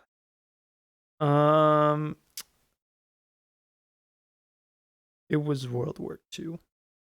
Dang, he's He old. fought him. Well, he's dead. Oh, wait a minute. He also knew Jackie Chan's character from. That's going to be the reveal. That's how they're going to cross over. I mean, sure, maybe. I don't. That's fine. Also on May 30th. But wait, like, if he fought in World War II, Yep. though, when did he move to America? Oh, are you asking whether or not he was a Nazi or not? Yeah. No, he was not. He fought for the U.S. Okay. Dang, that's rough. No, because that's part of the thing is that he was fighting for the U.S. military, but his family was in an internment camp. Yeah, that's rough. That's rough, buddy. It happened in real life to a lot Yeah, of people. it did happen. That was also on May 30th, not chill. Mike Flanagan's The Life of Chuck hits theaters. He wrote and directed this.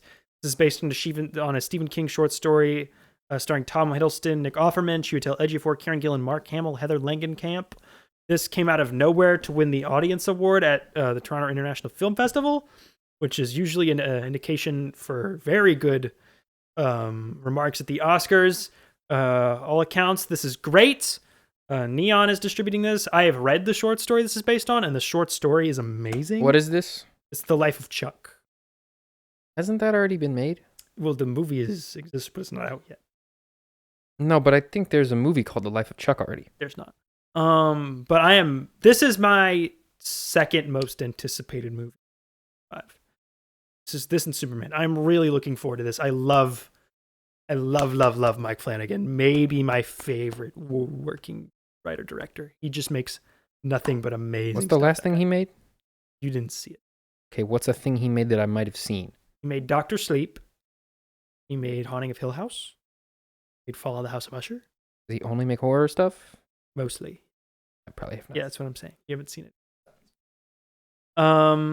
Yeah. Wait, that's the one that forward had Jared Leto in the big fat suit, right? Wait, that what was that? House of Gucci. Oh, that's a different thing. Okay, some point in the summer, TBD. Spike Lee is back for a movie called Highest to Lowest. He is reteaming with Denzel Washington again. Yay. This movie is being released in theaters by A24, and then it'll go to Apple TV Plus. So they're rethinking how they're doing their distribution model over there. Apple's issue is they don't market their movies. This is a remake of an Akira Kurosawa film from the 60s. Okay. Sam, listen to this cast real quick. It's going to have every celebrity ever. It's an Denzel Apple Washington, TV Plus movie. Jeffrey Wright, A$AP Rocky, and the film debut of Ice Spice.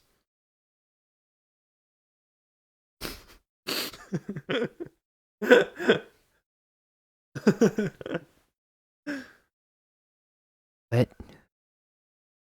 Ice Spice can barely string together a sentence. But she's going to string together several sentences when in she's Spike Lee's next not film. acting. Mm-hmm. And I'm supposed to believe Yep. That she's gonna play a character in a movie. Yes. Was like Megan Thee Stallion booked? She's usually your default rapper woman in a movie character. You wanted to get into acting. What's the other one? Well, her album bombed, so I guess... Ice Spice's album? Remember? She's trying to make an album, and it's awful. She made an album? Yeah, that's what I'm saying. Time to get into the Hasn't movie she made space. multiple albums? I thought she made... No, I think she just made one. Because she had been making singles for years, but she didn't put a full album out until last year, and then it came out and everyone hated it, so I guess she's...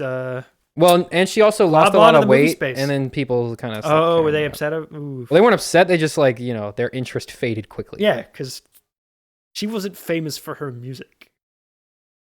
To some people. To a large portion of her audience. We'll see if she's a really good actress, though.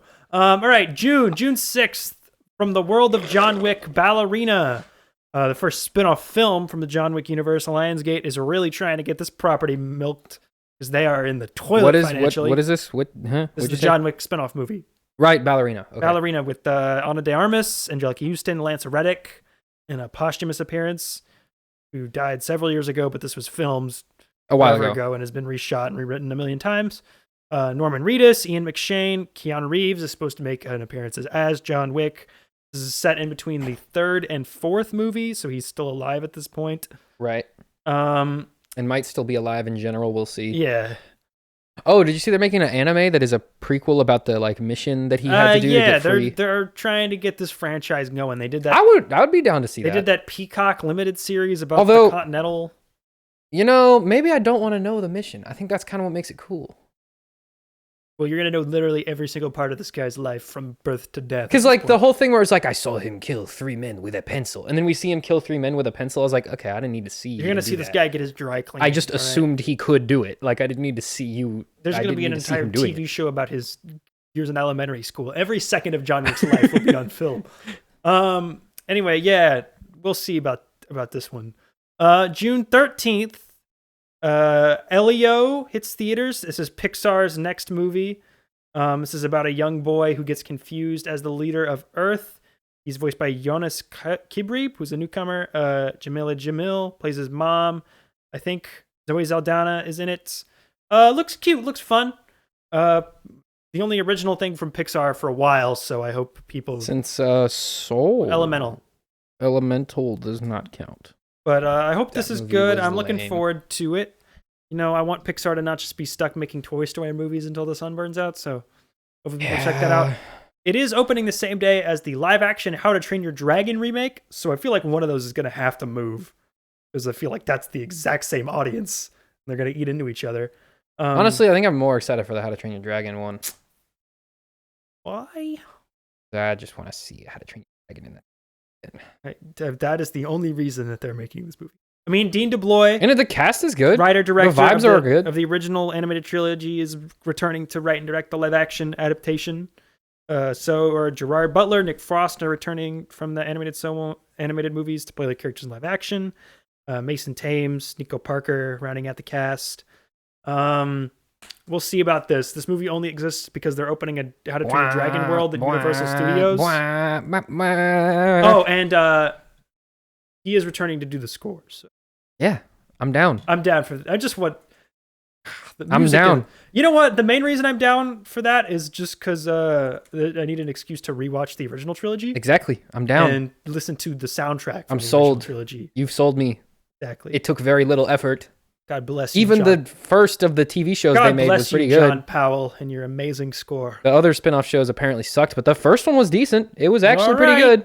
A week later, on June 20th, 28 years later, finally hits theaters. Of course, the sequel to 28 weeks later. The trailer for this, crazy, amazing. Went so hard. Best trailer. I don't care at all about this series, but that trailer went hard. Danny Boyle and Alex Garland returning to direct and write. This is supposed to be the first in a new trilogy of movies, which apparently have already been shot. I also like the edits on TikTok of people using that poem because that poem blew up after this trailer came out. Aaron Taylor Johnson, Jodie Comer, Ralph Fiennes, great cast, great director, great writer, great original movie. 28 Days Later is amazing. This looks Awesome. Another Sony. This might be a good Sony. Ooh, Sam. Sony with a dub? It might be a dub for Sony. We'll find out. Well, you know what they say. Could Sony There's no W in Sony. Could Sony manage to make 2 good movies in 1 year? That's the real question. What's the other one? The Karate Kid 6. Oh, no, they can't. They will make 1. This will be their one good movie. Sony, I love you so. Never stop, Sony. Never stop. Please stop. Actually, stop with Ghostbusters. Stop with that. But you can keep doing everything else you're doing. On June 27th, F1, starring Brad Pitt as a retired F1 driver, comes out of retirement to train a newcomer played by Damson Idris, Kerry Condon, Javier Bardem, Shea Wiggum. This is from Joseph Kosinski, who directed Top Gun Maverick. This is Apple's last big budget theatrical film attempt. We'll see if this is a hit. F1 is really big right now. So if there was a time to do this, it is right now. It is now, but is it going to be better than the Gran Turismo movie?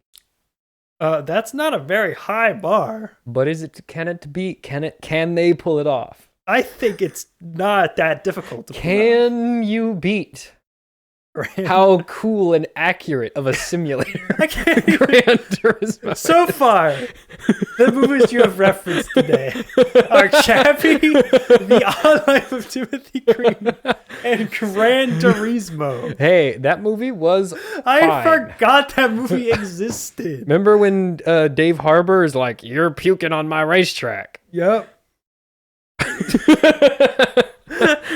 Remember when the CEO is like, "Guys, Gran Turismo is the coolest game I've ever seen." Who was the CEO? It was some Orlando Bloom. Yeah, and he's just like, "Guys, this freaking game is the freaking coolest game." Also on June 27th, Mithrigan 2.0 hits theaters. Akela Cooper returns to write. Gerard Johnston returns to direct. So does the entire original cast.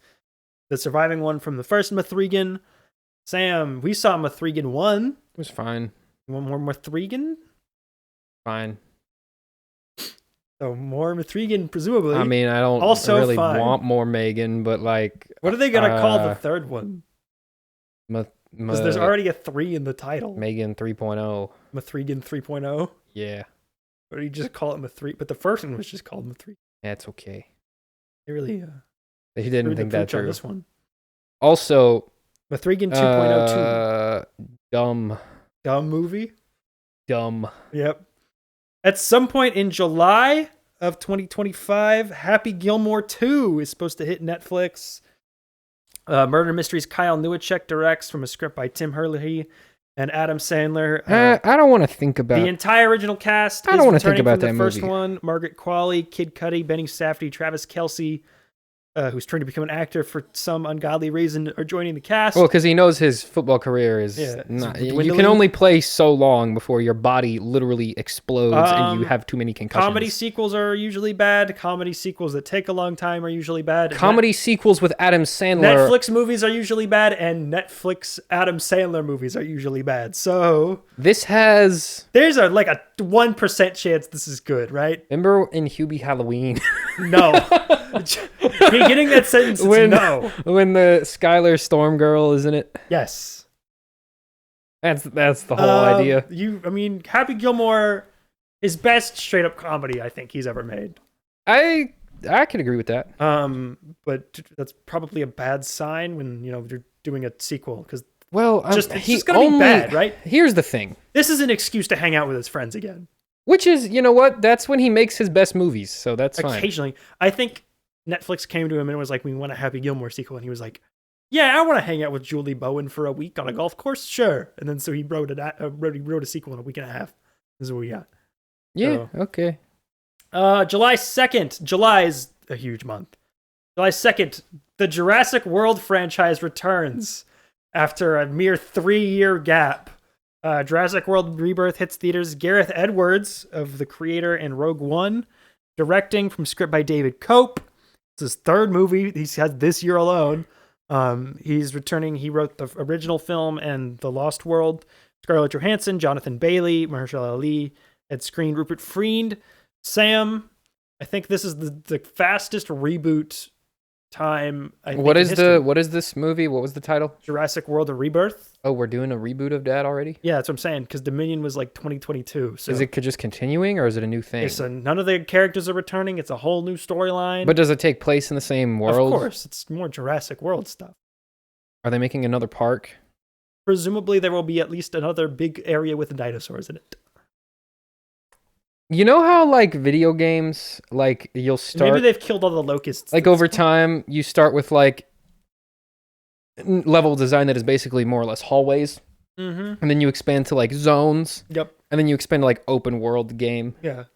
Jurassic Park did that. Tim, this is the 7th Jurassic World movie. Jurassic Park World thing. Jurassic Universe. Jurassic Universe. The logical step from World. Is it, though? Aren't there a bunch of animated Netflix You could things? do Jurassic Galaxy. We're going interplanetary. Well, like, because you did... Dinosaurs on the You moon. did Park and World. Jurassic Wait. State. No. Jurassic State. That's dumb. No, here's what we do. Wait, Universal. Yep. Listen up, buddy. $1 billion banger right here. I mean, this is probably going to make $1 billion regardless, but sure. International Space Station. Filled with dinosaurs. There's some scientists. They take some eggs up there. Ooh, yep. We're going to study space dinosaur eggs. Sure. Well, it doesn't really matter why. They're just doing it. They wanted to make a hatchet. Spaceship. And then you have a velociraptor in your spaceship. See? And then the movie Aliens happens. But it's with a velociraptor. That's not even a terrible idea, but that is way too small of a scope for this. Well, we're rebooting. franchise. We're starting fresh. Because this whole thing is like world globe-trotting dinosaur adventures. And then at the end, the International Space Station crashes on the moon. And there's dinosaurs And on the moon. eggs hatch. On the moon. And life finds a way. On the moon. And they evolve to be moon velociraptors. And then in the second movie, it's actually a crossover with Alien. And the xenomorph gets a velociraptor pregnant. And then there's a velocimorph. We don't have time for your Jurassic Moon pitch. But yeah, That sounds like a cool idea to me. honestly, by the time they get to Jurassic 10, they're probably going to be on dinosaurs at the moon territory. But we have to. It's a fun... Okay, you know what is it? The whoever's laws of fiction? I just want to say one real actual thought. I don't like the Jurassic franchise, like, at all. Dominion is genuinely one of the worst movies I've ever seen in a theater. Oh, it's so bad. I do like Gareth Edwards, though. Like, a lot. I really like him, and I really like his movies. So that is my only hope for this. But other than that, I couldn't care less. Anyway, continue with your Jurassic Moon. Who made the rules of fiction thing? Like Joseph Campbell? Joseph. Yeah, okay. So he forgot one because he wasn't alive for modern Jurassic era. Park.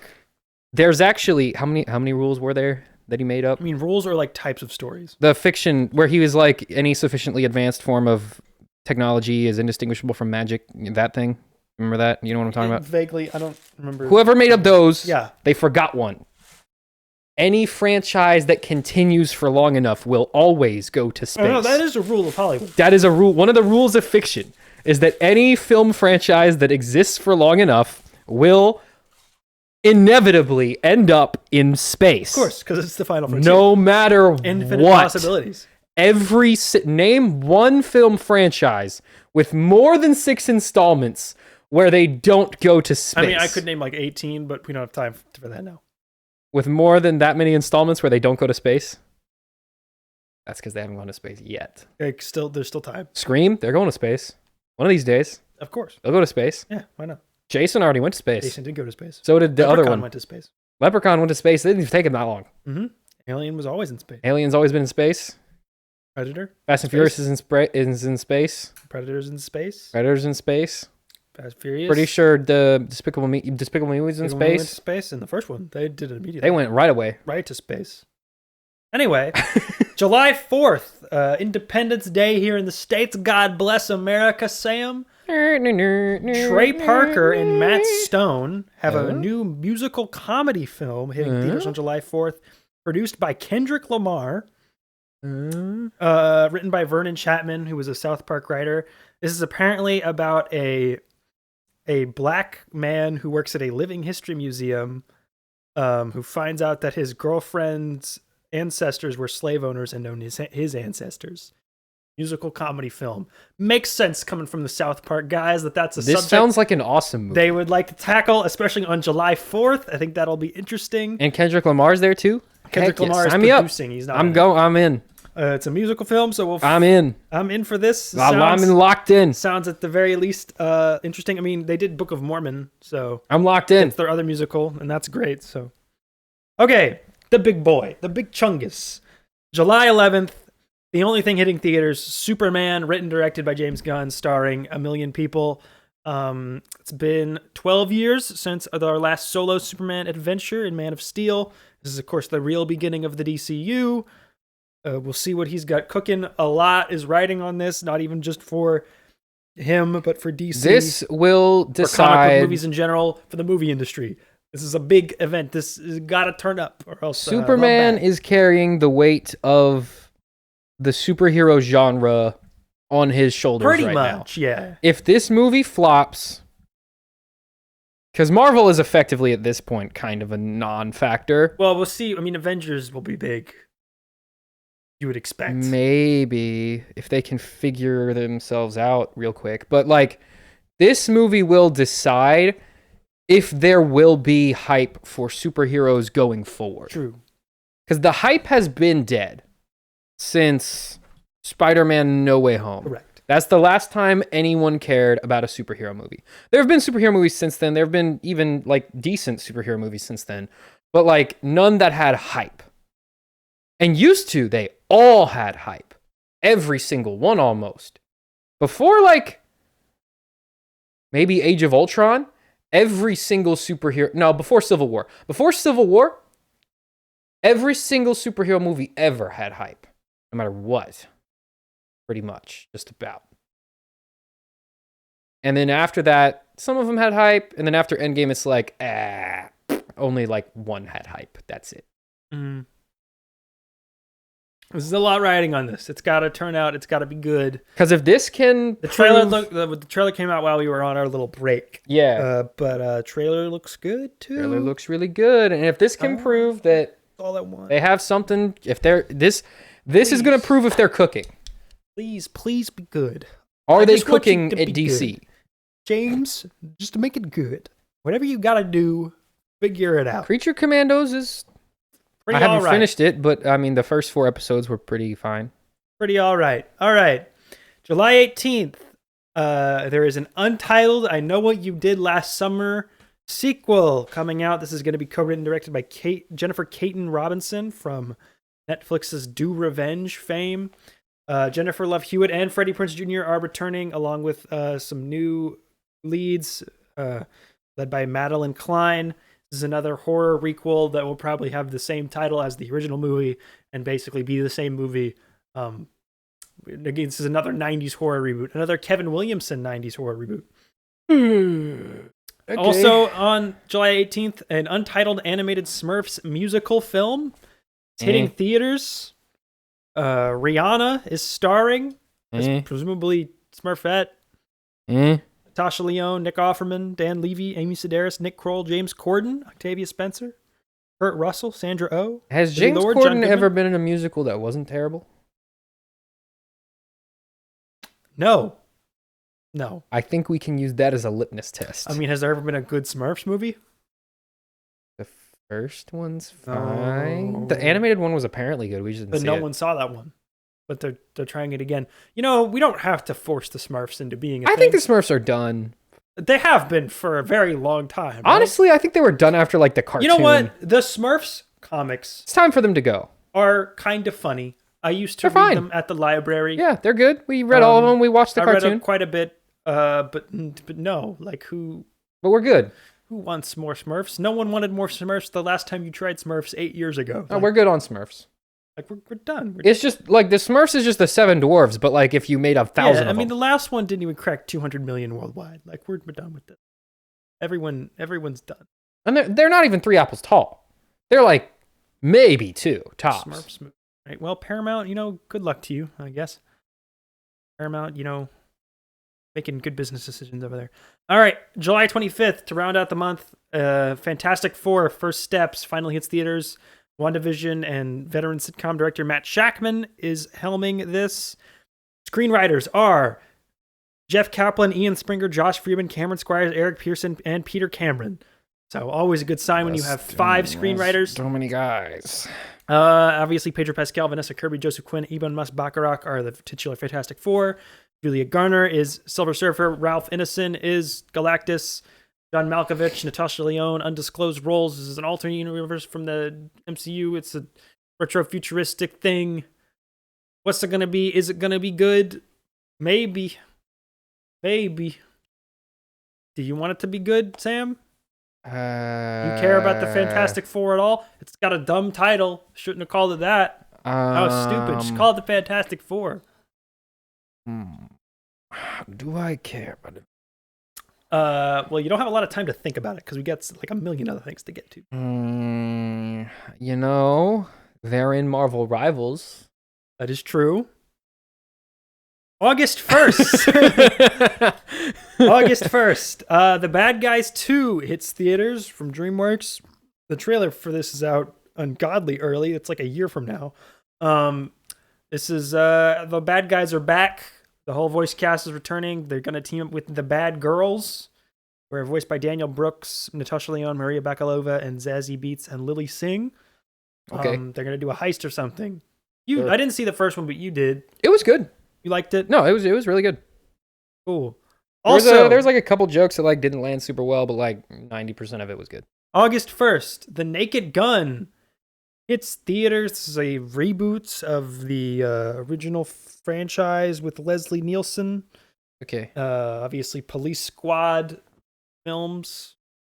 Liam Neeson stars as Frank Drebin Jr., so presumably Leslie Nielsen's son from the original films. This is being helmed by the Lonely Island's Akiva Schaffer, Pamela Anderson, Paul Walter Hauser, Liza Koshy, CCH Pounder, Robusta Rhymes. Round out the cast. You know, these comedy reboots are usually not good. However, we do need more comedy films in theaters. They kind of just stopped making them a few years ago. Straight up comedies. So yeah, that's true. I am supportive of more of those being made. And I think we should bring back parody movies. I think we stopped doing parody movies a while ago, and I'd like to see them make a comeback. So we'll see what happens. I think the reason we stopped doing parody movies is because like the film franchises that exist were going parodies of themselves. Yeah, they were running for so long that they started parodying themselves. Yeah, like Deadpool and Wolverine was a parody of a Marvel movie. Yeah. Yeah. Yeah, we'll see what happens with that. I don't expect that to be a hit though, because you know kids don't watch The Naked Gun. At least normal ones that aren't me. August 8th. Currently on the schedule is Paul Thomas Anderson's next film. He wrote and directed. Leonardo DiCaprio, Regina Hall, Sean Penn, and Benicio del Toro set to star. His last movie was Licorice Pizza. They have given him a $150 million budget over at Warner Brothers. Okay. And an IMAX release. His highest grossing movie he's ever made has not even made $150 million. This will lose. What is it called? Boatloads of money. It doesn't have a title right now. Oh, good. We don't know what it's about. Rumors are it'll touch on hot button political issues. So oh, good. That's always good for a big 4-quadrant picture. I want him to make this. I'm glad he's getting to make this. It was a very dumb business decision on Warner Brothers' part. I don't know who thought this was a good idea. But, you know, God bless him. Also on August 8th, Freakier Friday, the sequel to the remake from the early 2000s. Jamie Lee Curtis, Lindsay Lohan return. So does most of the original cast. What if Lindsay Lohan and Jamie Lee Curtis swap bodies? I'm only going to see like again? 2 movies this year. You're not going to see Freakier Friday? No. It's Friday, but it's freakier. I'm tired of Jamie Lee Curtis. But I don't want to see her anymore. She was in Borderlands. Oh, she was in Borderlands. I want to see her stupid face again. Why were her boobies out in Borderlands? That was weird. August 15th, Nobody 2. The sequel to Bob Odenkirk's action movie being now helmed by Timo Tahanto, I believe is like an Italian director or something, or Spanish. He's back. Bob Odenkirk's back. He's being joined by Christopher Lloyd. Michael Ironside, McKenna Grace, and Chris Pine is supposed to have a role in this. Saying, is that Who Cares About This movie? No, that's the song. I think Nobody Won was kind of a novelty. It was like, aha, Bob Odenkirk's doing an action. That's Saul Goodman. I don't know who was asking for more of that. I heard it was good. But every time I've seen Bob Odenkirk do an interview in the past couple of years, he's like, I really want to make more action movies. I love making action movies. So good for Bob Odenkirk, I guess. I mean, just keep doing it for him. Maybe it'll be good. I don't know. I didn't see the first one. August 29th, Thread, an Insidious Tale. Moon Knights and I think Moon Knights. Jeremy Slater writes and directs, starring Mandy Moore, Camille Nanjiani. We don't know anything about this. Insidious spinoff. Sam, do you even know what Insidious is? Didn't they have a movie come out like last year? Yeah, they did. The Red Door or something like that? Yeah. Yeah, one of my bosses went to see it. He said it was really boring. That's all I know about Insidious. This is like the sixth one, maybe? I don't even know. Oh, so they're getting ready to go to space. They're gearing up for space. September 5th, another horror franchise, The Conjuring: Last Rites. How many is this? This is 4. This is supposed to be the last one. Okay, so they have a couple more before they go to space. Conjuring 3 director Michael Chavez returns. So does franchise writer David Leslie Johnson McGoldrick. That's one guy. And Ian Goldberg and Richard Nying, Fear from Meteor, Patrick Wilson return as Ed and Lorraine Warren for another completely made-up story about their real lives. Great. Because they were massive frauds. And everything they did was fake. Everything they did was not real. September 20th. I'm trying to think of, is there even an equivalent to this? What? Like, making up a bunch of stories about yourself and then for some reason people believing them and then making a multi-film franchise around it? That would be like if Forrest Gump was real, didn't actually do anything, and then made like 20 movies. I mean, they're dead now. It's not like they're profiting from this. Still, although I think their museum is still like yeah, their it is. Museum is still. I don't know. They have the doll still. Their family must be running it, so they're probably getting money. Someone's making money off of this massive fraud scheme they're running. Wild. Or ran. September 26th, more horror stuff. The Bride. A new spin on The Bride of Frankenstein from writer-director Maggie Gyllenhaal. I already got a Bride of Frankenstein thing this year. I don't need another. Jesse Buckley is playing the titular character. Christian Bale, Penelope Cruz, Peter Sarsgaard, Jake Gyllenhaal, and Annette Bening round out the cast. Maggie Gyllenhaal, I guess, thinks she's an auteur now. Don't know what that is about, but you know. Who is that? Good on you, Maggie Gyllenhaal. Who's that? Jake Gyllenhaal's sister. Oh, I didn't know if it was a sister or daughter. Sister. She in things? Remember what The is she Dark in? Knight? Yeah, the Batman movie. You know Rachel in The Dark Knight? Yes. She plays Rachel. Well, that's the only thing I've ever seen her in. She's also in Donnie Darko. Haven't seen. But yeah, you interested in Bride of Frankenstein again? No, I'm good. I saw she was in Creature Commandos. I'm good on Bride of Frankenstein. Well, Sam, this is not even the only Frankenstein. Also on the 26th, Saw 11 hits theaters. Okay, so they are going to space in this one, right? Saw 10 was a giant hit. So we okay, but imagine Saw on a spaceship. We gotta stop with this at some. We're on 11. We have how to many, stop. How many some Saw point, guys right? are there? Oh, like there's him, and he has like 15 different accomplices. He dies in the third one. Didn't he train a bunch of like assistants? As they keep going, it's revealed he was training more and more assistants off screen. Why did he do that? To do more saw traps, to continue his mission. What even is his goal? His goal is to like teach people to like value life or whatever and stop being mean, but he's just killing them so they don't really learn anything. It's real dumb. Why doesn't he just? He's an idiot. Why doesn't he just do like a Ghost of Christmas Past? He's not situation? brain cancer. It is kind of like that. It's usually like you were addicted to heroin, someone would shove you in a big vat of needles. It's like stuff like that. That seems really stupid. Yeah, it is. It's not an intelligent franchise. They're on 11, Sam. Wasn't Aubrey Plaza was in? Nope. One of them. Yeah, she was. Nope. She was in Chucky 2019. No, she was definitely in one of the Saw movies. Maybe one of the shows. Look it up. She was in one of them. I know. She was. So, Anyway, yeah, more Saw. Sam. Chris Rock was in one of them. That's great. October 3rd, Sam. The Michael Jackson biopic hits theaters. Directed by Anton Fuqua, starring his nephew Jafar Jackson as himself, or as Michael Jackson himself. Michael Jackson is dead. Coleman Domingo, Nia Long, Miles Teller, Laura Harrier round out the cast. This was inevitable with this biopic trend about musicians that we were going to get Michael Jackson. One of the more controversial. Doesn't he already have like a bunch of biopics? This is his first real high profile, like main studio one. Okay. Obviously, a controversial legacy for Mr. Jackson. For a few reasons. We'll see what happens with that. Will they touch on some of that stuff?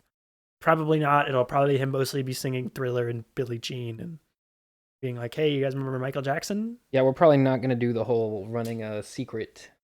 Probably not going to touch on the fact he was diddling kids. Yeah, that's which there are people who I've met who don't think he did. Who don't think he did that, and their justification is his music's too good to have been doing. Well, no, I mean, think about it. Like, no sexual predator has ever made good music ever. True. That's never happened. Never happened once. They've also never been good at football. No.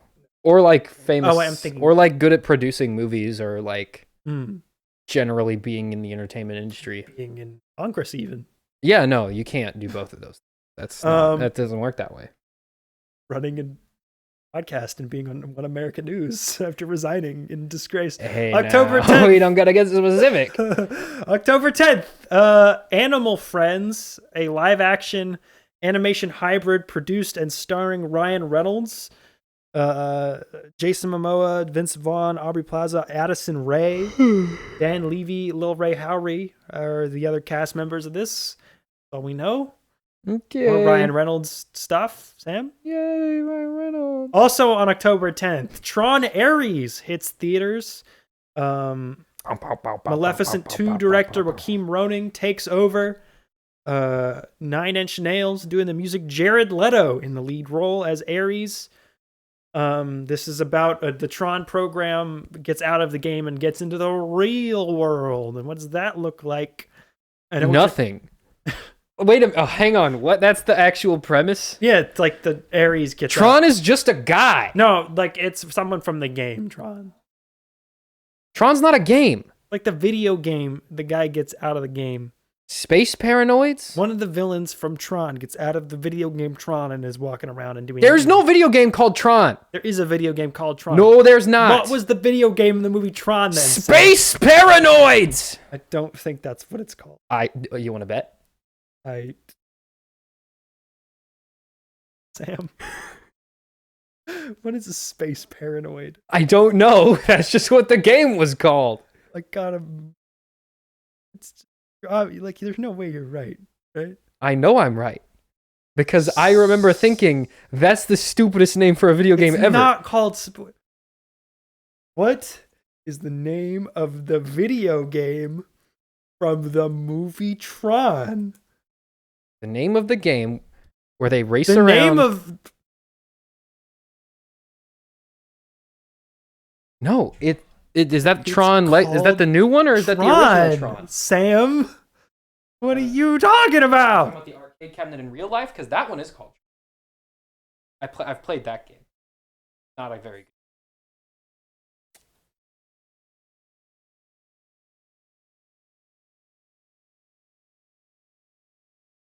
Anyway, Space Paranoids is a first-person shooter arcade game appearing and featured in the 1982 movie Tron. According to the plot, it was created by Kevin Flynn, but the code was stolen and released by Encom and the villain Ed Dillinger. The movie, Flynn is seen playing the game in his arcade. An actual playable game based on what happens in the movie was designed and released by 42 Entertainment, a company that specializes in alternate reality games, for the 2009 San Diego Comic-Con. But the name of the game is Space Paranoid. That's stupid. All right, anyway. Tron Ares follows a highly sophisticated program, Ares, who was sent from the digital world into the real world on a dangerous mission, marking humankind's first encounter with AI beings. Wrong. We have ChatGPT, buddy. Try again. Sam, I know what you're thinking. I hate Jared Leto and he sucks. This is the plot of one of the like side arcs in Sword Art Online. This is the third Tron movie. They've all notoriously been bombs. This is not gonna do well at all. But that show was pretty cool. I don't know why they keep trying to do these. That show is kind of cool. But Tron Legacy is real good. And that show was pretty cool. So you know what? Let's do it again. And that animation style was really cool. I don't like this director. Everyone's kind of tall though, which I don't know. I don't like this director. He did Maleficent 2 and Pirates of the Caribbean 5. So, well, I mean, those aren't so bad that he can't recover. I guess. But we'll see what happens. If you hate Jared Leto, just know that the rest of the cast probably does too. Super likable. Evan Peters, Greta Lee, Cameron Monaghan, Sam Minaj, Jeff Bridges, obviously. So why obviously? Because he's Mr. Tron. Tron is not a guy. The main character in Tron. Tron is a guy, but he's only in the computer. He's not a real guy. Kevin Flynn from Tron. His name is not Tron. Tron is not the guy. I'm saying Kevin Flynn, the main character in the movie Tron, is played by Jeff Bridges. He's in this movie. I was calling him Mr. Tron. Because that's funny. The funnest thing about Tron is that nothing in Tron is remotely related to the guy Tron. October 17th, The Black Phone 2. Scott Derrickson, C. Robert Cargill, the co-writer. The whole cast are back for more Black Phone stuff. First one's fine. I barely remember it. No one wanted more of this. We're getting more. Yes, more of a kid trapped in a basement for 2 hours. Isn't this also a Stephen King thing? It's based on a horror novella written by his son. The first one is, but there is no second one. So it's gonna be spitballing from here on out. All right. Also on October 17th, Good Fortune, the directorial debut of Aziz Ansari of Parks and Rec fame. He wrote and directed this movie, starring Keanu Reeves as an angel who body swaps Aziz Ansari's character with Seth Rogen, who plays a CEO, and it goes horribly awry, and Keanu Reeves is stripped of his angel status and sent back down to Earth, and hijinks ensue. Isn't that the plot of Life? I think it's supposed to be like a play on that. It's like that, but what if it didn't work? Oh wait, what's that movie? Not movie, it's a show. Anyway, this is a fun premise, and Keanu where the like angels come down, and she's got to like help you figure out your issue, and she drives around in a Cadillac. Is a show. It's like, I don't remember the name, but we used to we had to watch it in theology class a couple of times. It's a live action show. It's an angel lady, and she drives a fancy car, and she goes around and helps people with their problems. Highway to Heaven? That might be it. That might be it. For NBC 1984 to 1989? Yeah, I think that's it. 5 seasons, 111 episodes. She has to like help out I think she has to like help out a certain amount of people in order to like get her wings or something. It's a guy. It says it's a guy. Oh, maybe they help a lady out. There was a film. Anyway, back to the thing. Back to you on that. And then rounding out all the references today. Rounding out October, on October 24th, Mortal Kombat 2, the sequel to the 2021 Mortal Kombat film. It was pretty cool. Simon McQuaid returns to direct. Carl Urban joins the cast as Johnny Cage. The rest of the cast returning, the living ones at least. Sam, you want more Mortal Kombat? First one was pretty sick. Go on. The main character kind of sucked, but everything else was cool. Yeah, well, he's coming back, but I'm sure they'll give most of the screen time to Carl Urban. Well, they do that if they were smart. Yeah. Yeah, I think Mortal Kombat could be a good movie franchise. I think it would get a little repetitive and convoluted. Oh, I mean, yeah. The franchise is insane. But that was 11 games, so I'm guessing they probably won't. We're on movie 2. We don't got to go that crazy yet. That far. But I think these could be solid. November.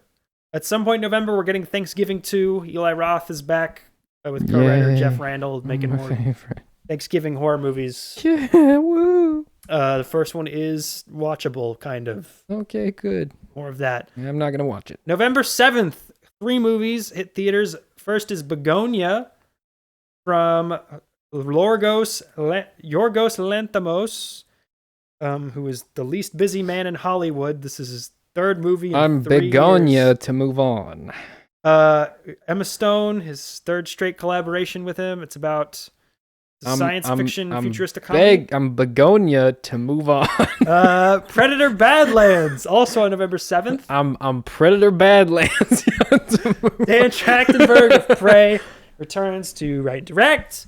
Elle Fanning is in this. This is not a prequel. This is set in the future. See what's going on there. Is it supposed to be one? I just want to see Predator fight a ninja.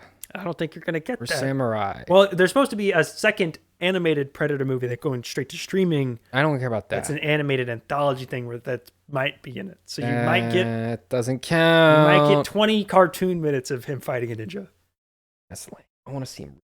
And then also on November 7th, Edgar Wright is back with his next movie, The Running Man. Obviously was a Stallone movie, not a Stallone, a Schwarzenegger movie in the 80s. This is a more direct adaptation. I thought he went crazy after he buried that guy's heart on the novel. floor. Huh? I thought he went crazy after he buried that guy's heart in the floor. Talking about the guy from The Raven? Yeah. You were right over there. Edgar Allan Poe. Yeah, they both have the name Edgar. That's it. Yeah, that's it. That's all there was for that joke. Glenn Powell stars as the titular running man. Michael Cera co-stars, so we got a Scott Pilgrim reunion there. Ooh, wait, he was in Scott Pilgrim? Well, because Edgar Wright directed Scott Pilgrim. Oh. And then you got Josh Brolin, Katie O'Brien, William H. Macy, Coleman Domingo. Should be good. All right. I'm down for a new Edgar Wright. It's been a while since he's made a good movie. Probably Baby Driver was his last good one.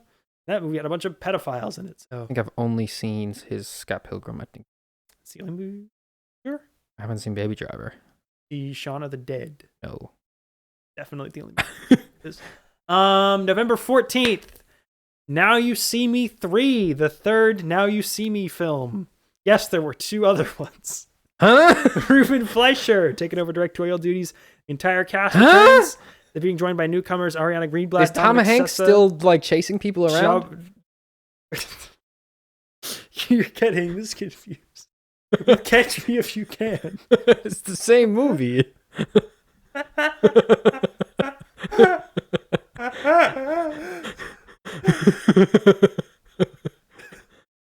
You know, they say, now you see me, catch me if you can. So it's like Duck, Duck, Goose, you know? You always say that after you say the other thing. Why did they not call the second one Now You Don't? Good question. Well, that's because you couldn't make a third one. I guess they ended up doing that. They could, yeah. Anyway, I don't know why. I think this is another Sony thing. I think this Makes is sense. I think this is Sony trying to make another franchise out of a thing that's probably not equipped for that kind of idea. But they got the entire cast back, so including Lex Luthor. Yes, including Mr. Eisenberg himself. That's great. Can't wait until Mark Zuckerberg has him assassinated. He made a really good movie this last year that he wrote and directed. Oh yeah.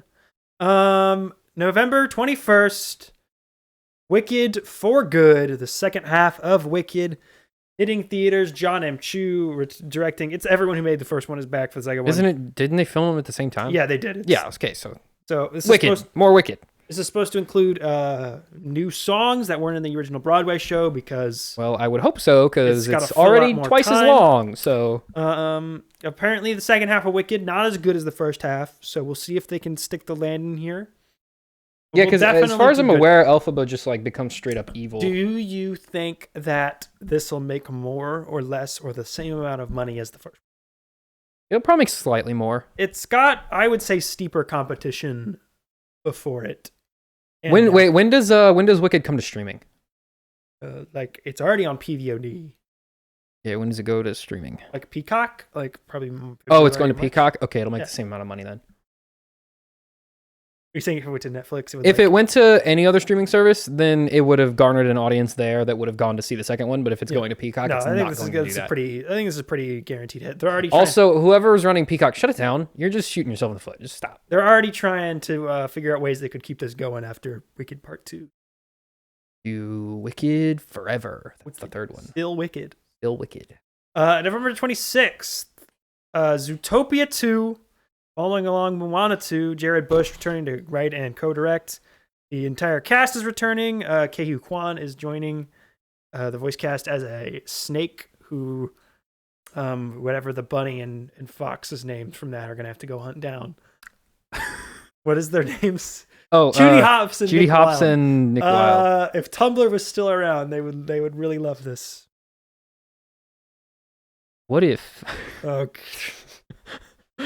What if Judy Hopps and Nick Wilde team up with Dex Dog Detective from the movie December? This is going to be a big hit. This is going to be Moana 2 level, I would say. Zootopia is huge. I think it's going to be bigger than Moana 2. I don't know. I think it could be. Because I think this movie is going to be better. Good, it can't be worse. Yeah, it can't be worse. Because this is a real movie and it was from the start. And the first one is phenomenal. Yeah. December 5th. Five Nights at Freddy's 2 hits theaters. I don't know why this is coming out in December. Five Nights at Freddy's. This one is not going day and date to streaming. They're going to put this one direct to theaters, hopefully to recuperate some of that money that they spent on it. That's how movies Still work. don't get why at the end William Afton says, "I always come back." He never left yet. He left in that movie. Well, he is back for this one because I know he always comes back because he does always come back, but like. In the context of the movie, he doesn't know that. Yeah, the whole he's cast dying. Is back. The first movie, bad. Didn't like it. Thought it was boring. Oh, it was not a great movie. It was pretty stupid. Written, and I saw it like 3 times in 2 days. And it was kind of funny though. No. Yeah, when he goes, "I always come back." I didn't think it was funny. I liked the animatronics. Yeah, they were cool. They looked nice. And when they do when they built the chair fort, remember that part? December 19th. Sam, get ready to blue yourself all over again. Get blue all over. What does that even mean? Avatar Fire and Ash hits theaters December 19th. James Cameron's third in his 5-part saga. Everyone's back for this next one. There's going to be fire Navis. They're going to be living in a volcano. They're going to be gray now. And they're going to be morally ambiguous. And it's going to be 3.5 hours long. Okay. Are we blowing up a big magic tree this time? Probably, in my guess. Because of big magic rock. Big magic rock. Big magic rock kind of shaped like it. No. It'll be like kind of pearlescent and in the middle of the volcano. Ooh, like big and white? Yeah. Like marble-ish? Like kind of shiny. Ooh. Like a little bit Or it'll be metal? Like, the holographic Pokemon cards? It'll be a little bit like that. Yeah, I see what you're getting at. And it'll like talk. Oh, this one will talk. Yeah. Like the Deku tree from Zelda? Well, no, like in your heart. Oh, it'll speak to your soul. Yeah.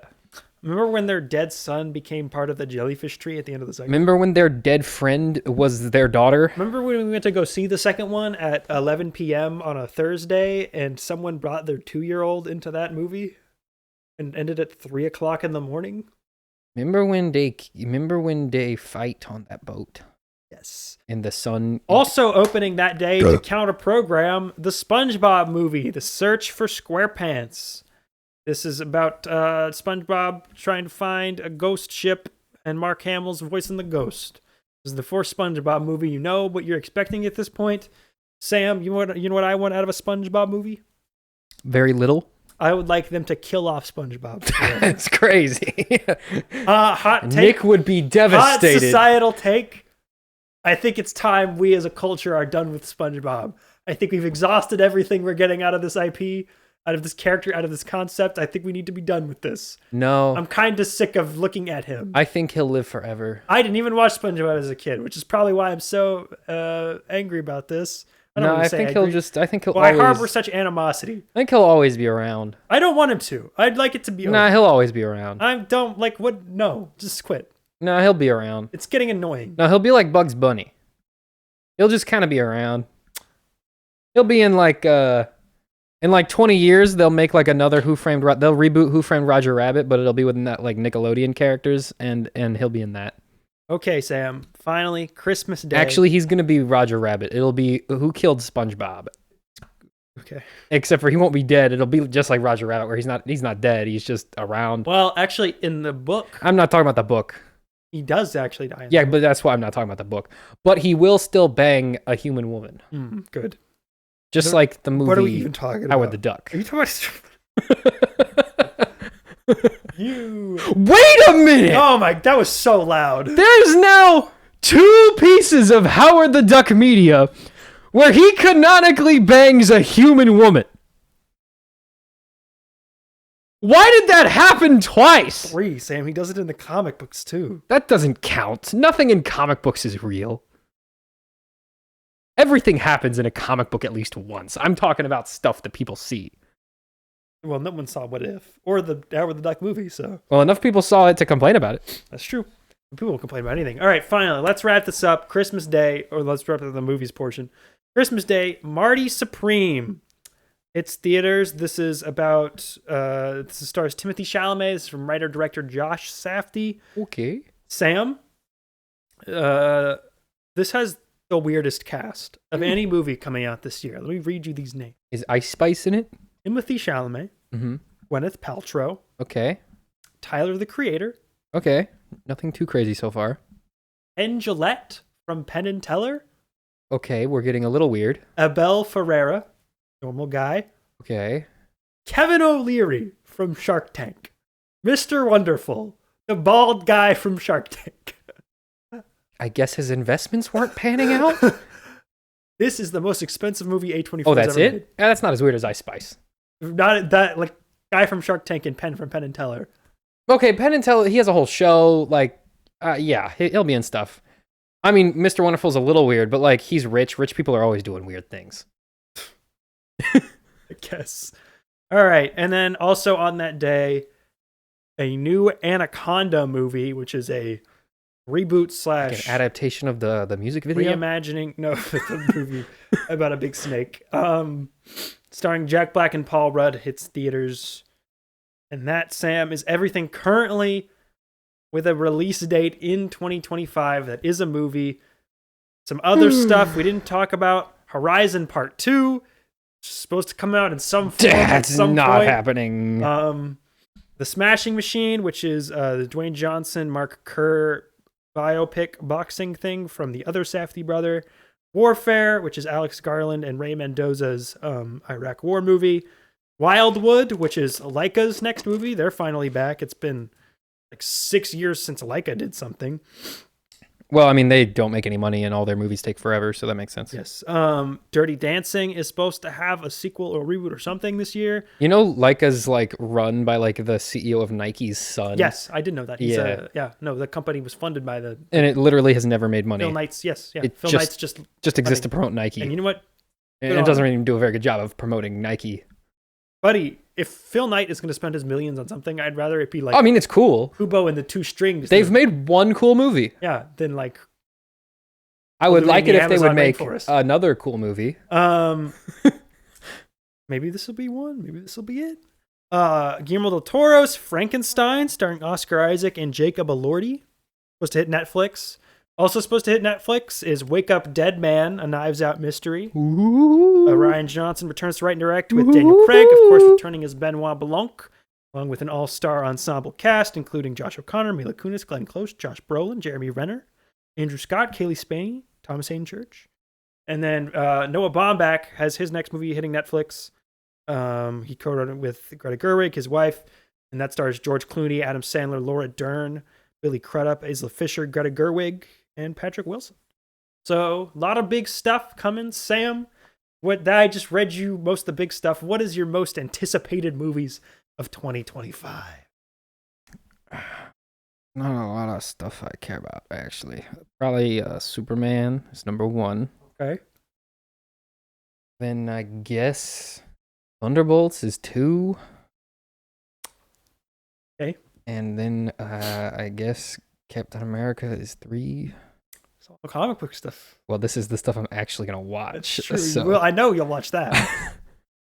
Then maybe I'll drag you to see Karate Kid. Maybe that one that you were hyping up. Maybe I'll see that one. You see? You'll see Mission Impossible. I'll see. Okay, so that's probably 4. I don't care a lot about it, but I'll watch it. Happy Gilmore 2.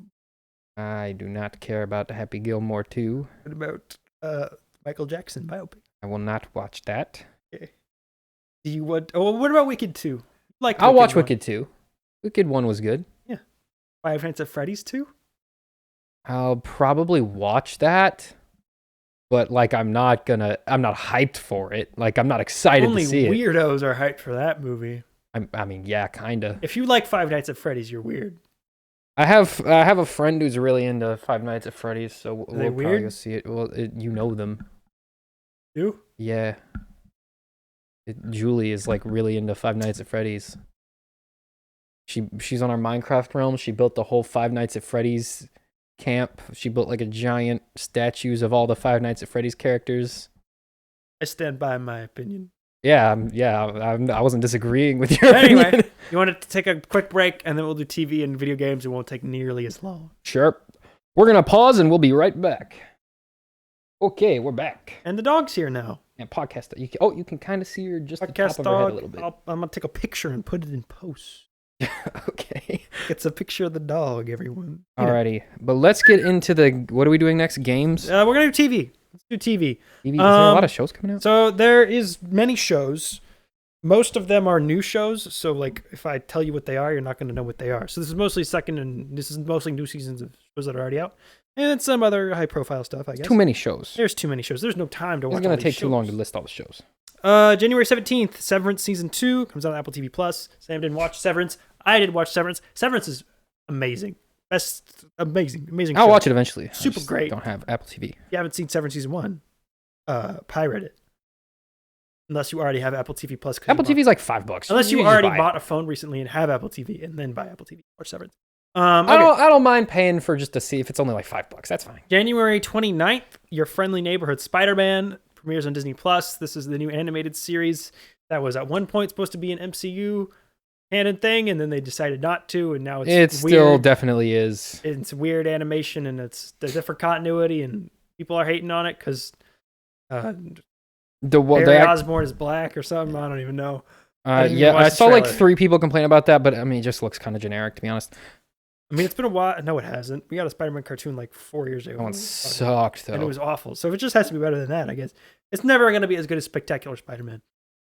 February 3rd, Invincible Season 3 starts on Prime Video. They're not going to break this one into 2 parts. Just going to do the whole season at once, as they should have done with the second season. I like how they advertised that, too. Yeah. Like, we're not going to cut our own legs off. We're not going to kill all interest in our show. That's great. Invincible's great. Love Invincible. Very good. This season's not coming out 3 years after the last one, so that's good. Awesome. Maybe they'll get through this by the time I'm dead.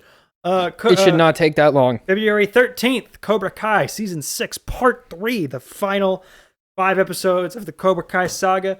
7 years since the show premiered on YouTube Red in 2018. You know what they say, Cobra Kai, do or die. We'll finally see the epic conclusion of a bunch of 30-year-olds pretending to be 16-year-olds kicking each other in the face. There's too many. See, that's the thing. Like, did you even watch? When did you drop off of Cobra Kai? And I think it's just the most recent season. Okay. No, wait. I got to the part where he goes to Japan and he finds evil guy from Karate Kid 2. That's in like season 4. And then I think I didn't watch whatever. No, did I watch what happened after? I think I did. Yeah, because he teaches him like the paralysis technique, right? Mm-hmm. Okay, so I did watch the season after that then. I don't know where I left off. Well, now is the time to catch up. It might have been when Creed got arrested. Oh, you mean Kreese? Kreese, yeah. That's the end of the 5th. I know I did see that. So or the 4th? I don't even remember. He's the villain still, by the way. He got out of jail.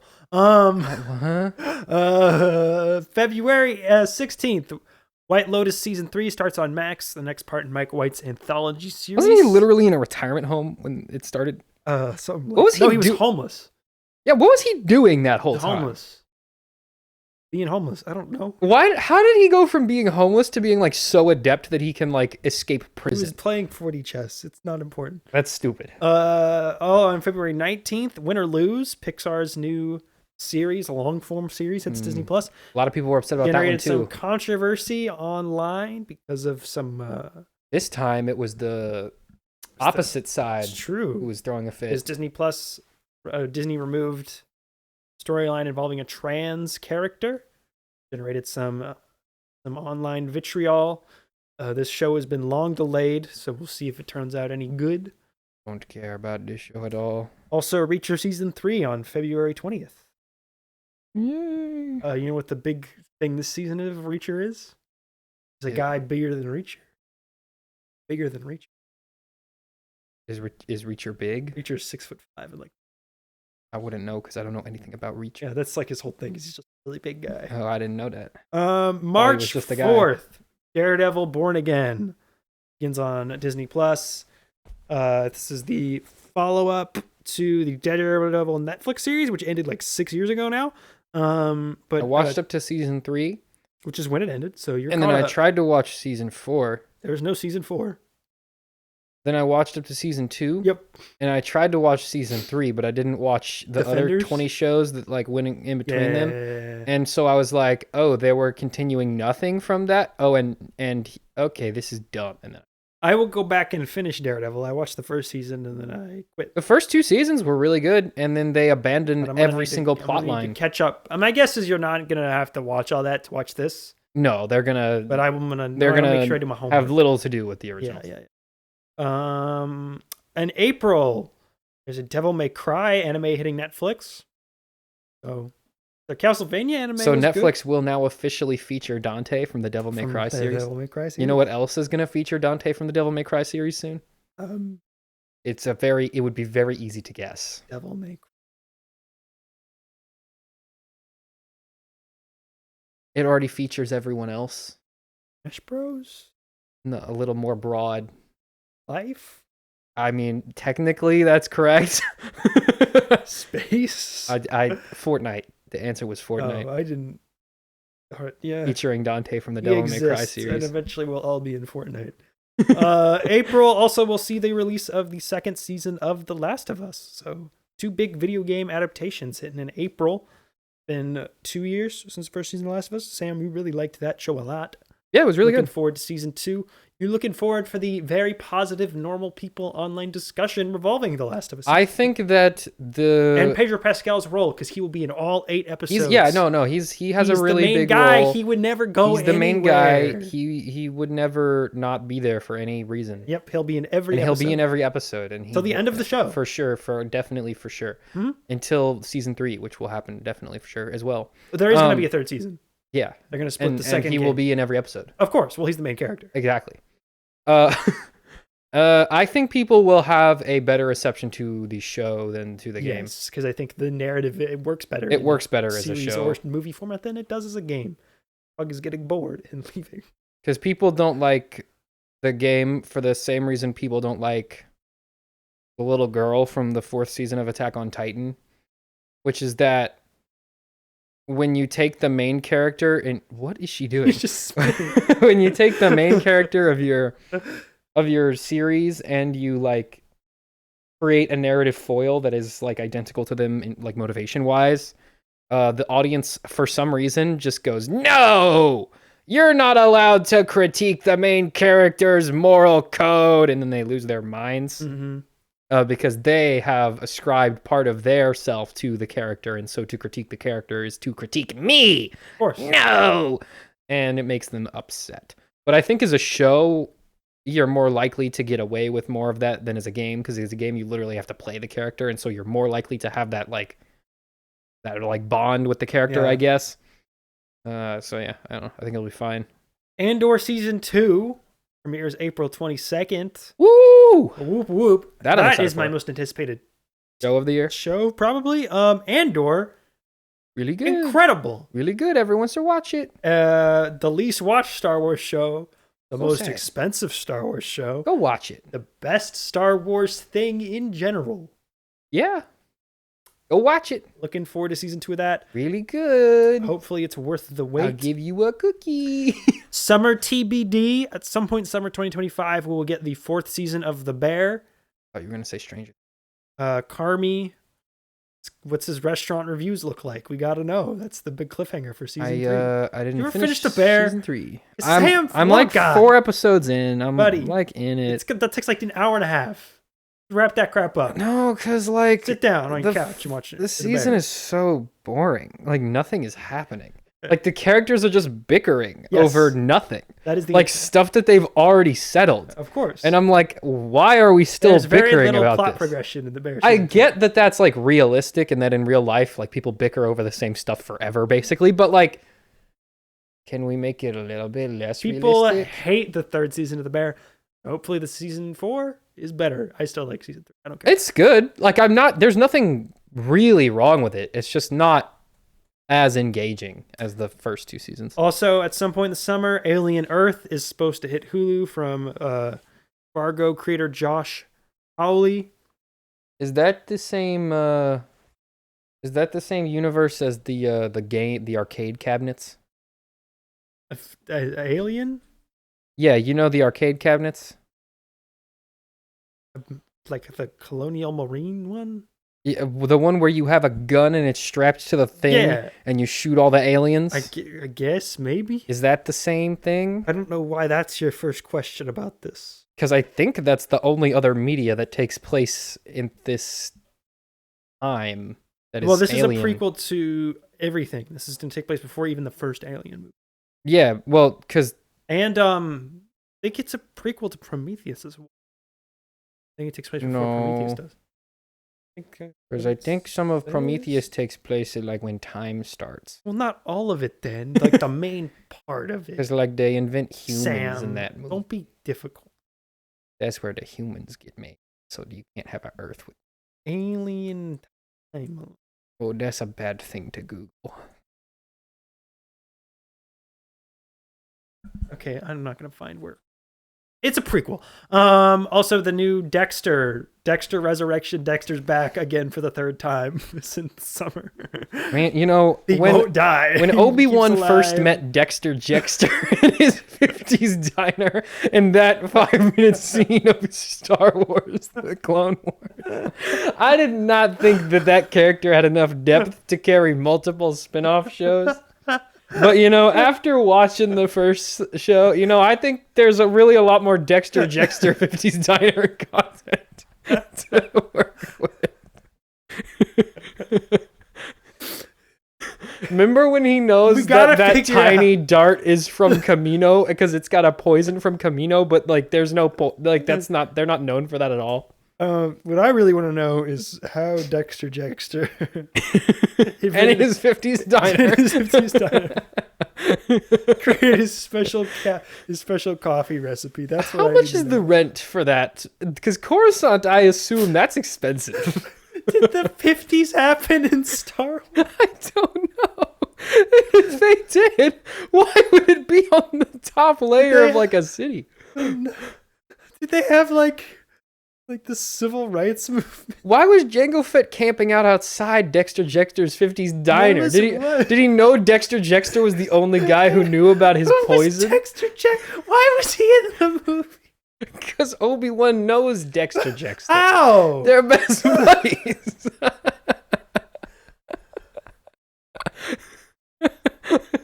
Dexter season 52 is out. He's got 4 arms. Okay. July or June 24th. Ironheart comes out finally. This was made like 3 years ago. That's not gonna happen. It's been 2 years, over 2 years since she was in Black Panther 2. This was made before that came out. They've been sitting on it forever. They're gonna dump it in the middle of the summer because they don't care and it doesn't matter. In August at some point, Peacemaker season 2 supposed to come out. More DCU stuff. Sam, do you even remember Peacemaker season 1? It came out 3 years ago. Yeah, it was just kind of boring. Well, but what if there was more of it? Then I would go. Yep, you're right there. On August 6th, Eyes of Wakanda, another animated MCU Disney Plus anthology series about Wakanda stuff hits. Yay. There's like, I think 11 total MCU projects, and I want to watch that. they took 1 year off where they made one movie and one show, and then they immediately blew their load as much as possible in 2021. Why did they? They learned nothing at all. Because if I was a company executive, I mean, at least most of the Disney Plus stuff doesn't matter. it's true. Like Spider-Man show none of doesn't this matter. matters. Nothing from that Black Panther show is ever gonna matter. Nope. Like at least the shows they made initially at least kind of mattered. Loki matters. Like They might Captain America: Winter introduce Soldier something in matters. this Wakanda show that's like pops up in Black Panther 3. Oh yeah, like one guy will mention a thing that happened in the show, but like it's not gonna matter. Also, I saw that they were like, there's a rumor that they're recasting T'Challa for the. I was like, why would we do that? Well, he has his son. He's got new. That's not a recast, He's got though. new T'Challa. Also, the same that kid's name. gonna be like 10 years old. Yeah, that was a really ballsy idea to think that kid is gonna be like an adult at some point in this universe. Like that the MCU will still be going by the time that kid is old enough to be the Black Panther.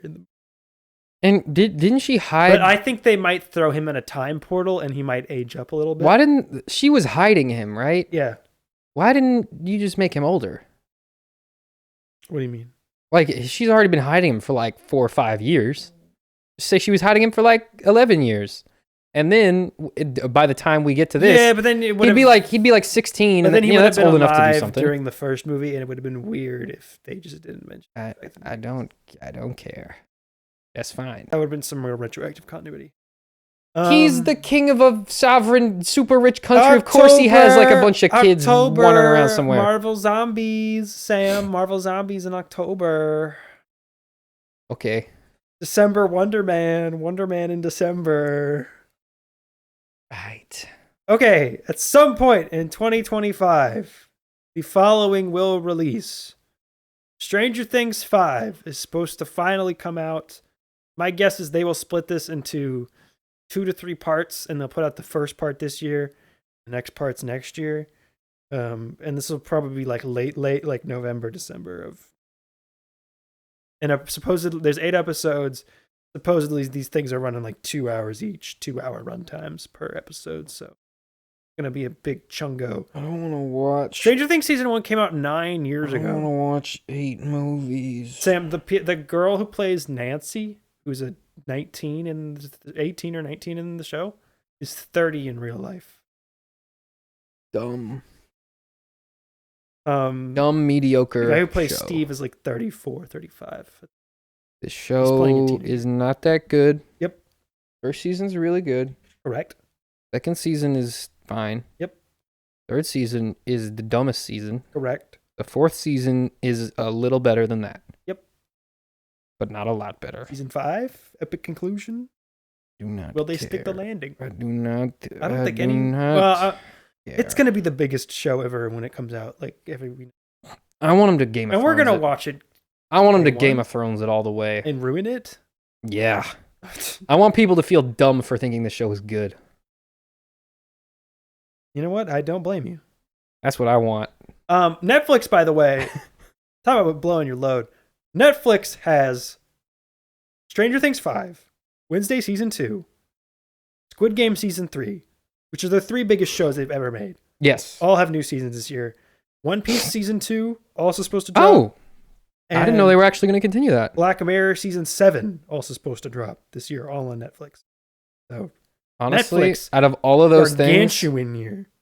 Huge year for Netflix. I think the only one I actually want to see more of is the One Piece one. What's Squid Game? Did you ever watch Season 2? I watched the first episode, and it was really good. And I don't have Netflix. It is good. And they removed the I'm traveling button from Nick's Netflix account. Oh. And so now I don't We're care. gonna have to give you our Netflix account. You know, for the I'm Well, Traveling button. there's still no I'm traveling button. They They just removed it. it in general. It's not there anymore. They want you to pay for Netflix. It says You might have just a cave and pay for Netflix. I might when One Piece comes out. No, I'll pirate it because it's anime and I'm comfortable with You can that. just pirate Squid Game now. I don't care. Also this year, Percy Jackson and the Olympians Season 2. You gotta get those out every year. You can't be taking 3 years in between those seasons. No, they're already old. They're kids. Like, you gotta get it out before. They're all middle schoolers in the books. You're gonna Stranger Things it. Percy Jackson Lupin season 2. A Knight of the Seven Kingdoms, the Game of Thrones spinoff.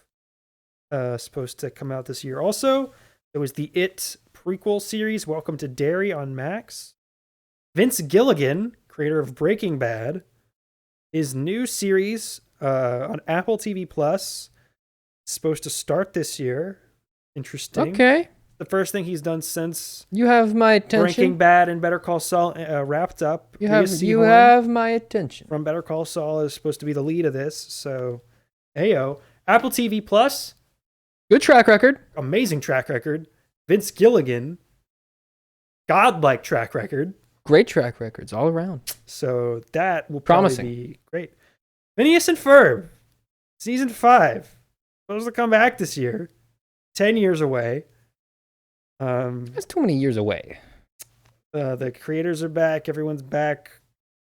Phineas and Ferb started like 15, 16 years ago now. We're doing another. Are we gonna have to get another finale episode?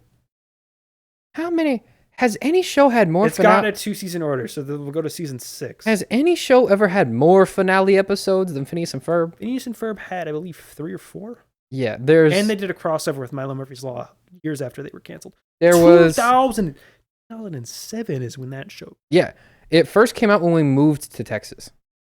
It is nearly 20 years old.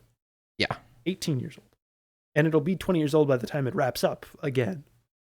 I think that. When did Because it ended in 20. It ended with the 3rd season. The 3rd season was the end, and then it got a rare. Because Disney Channel had a rule that their shows only last 3 seasons. And when did they stop making the original Looney Tunes? Like the theatrical cartoons? No. Like I guess so. 50? Late 40s? I have no idea. I couldn't tell you. You do keep doing that. Anyway, Phineas and Ferb supposed to end in 20. It's supposed to end with the 3rd season. Got picked up for season 4. They did a movie, which was also supposed to be the finale.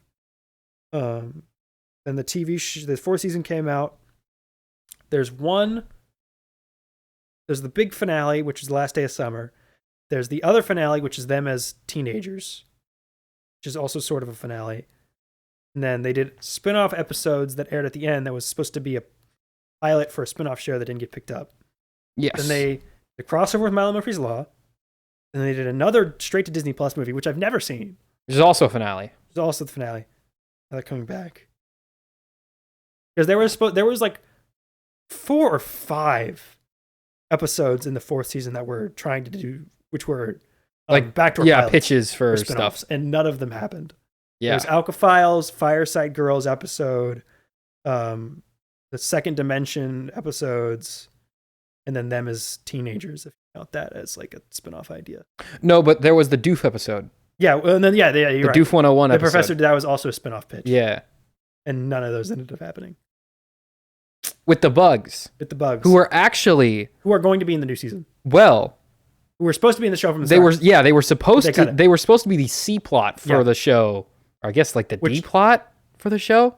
It would have been no, because there's Phineas and Ferb, there's Candace, and there's Doofenshmirtz. So now we're gonna have a D plot, and it's gonna be the Bugs who, which they just kind of get squished over and over. Are in the Doof episodes and the Alka Files episodes. Yes.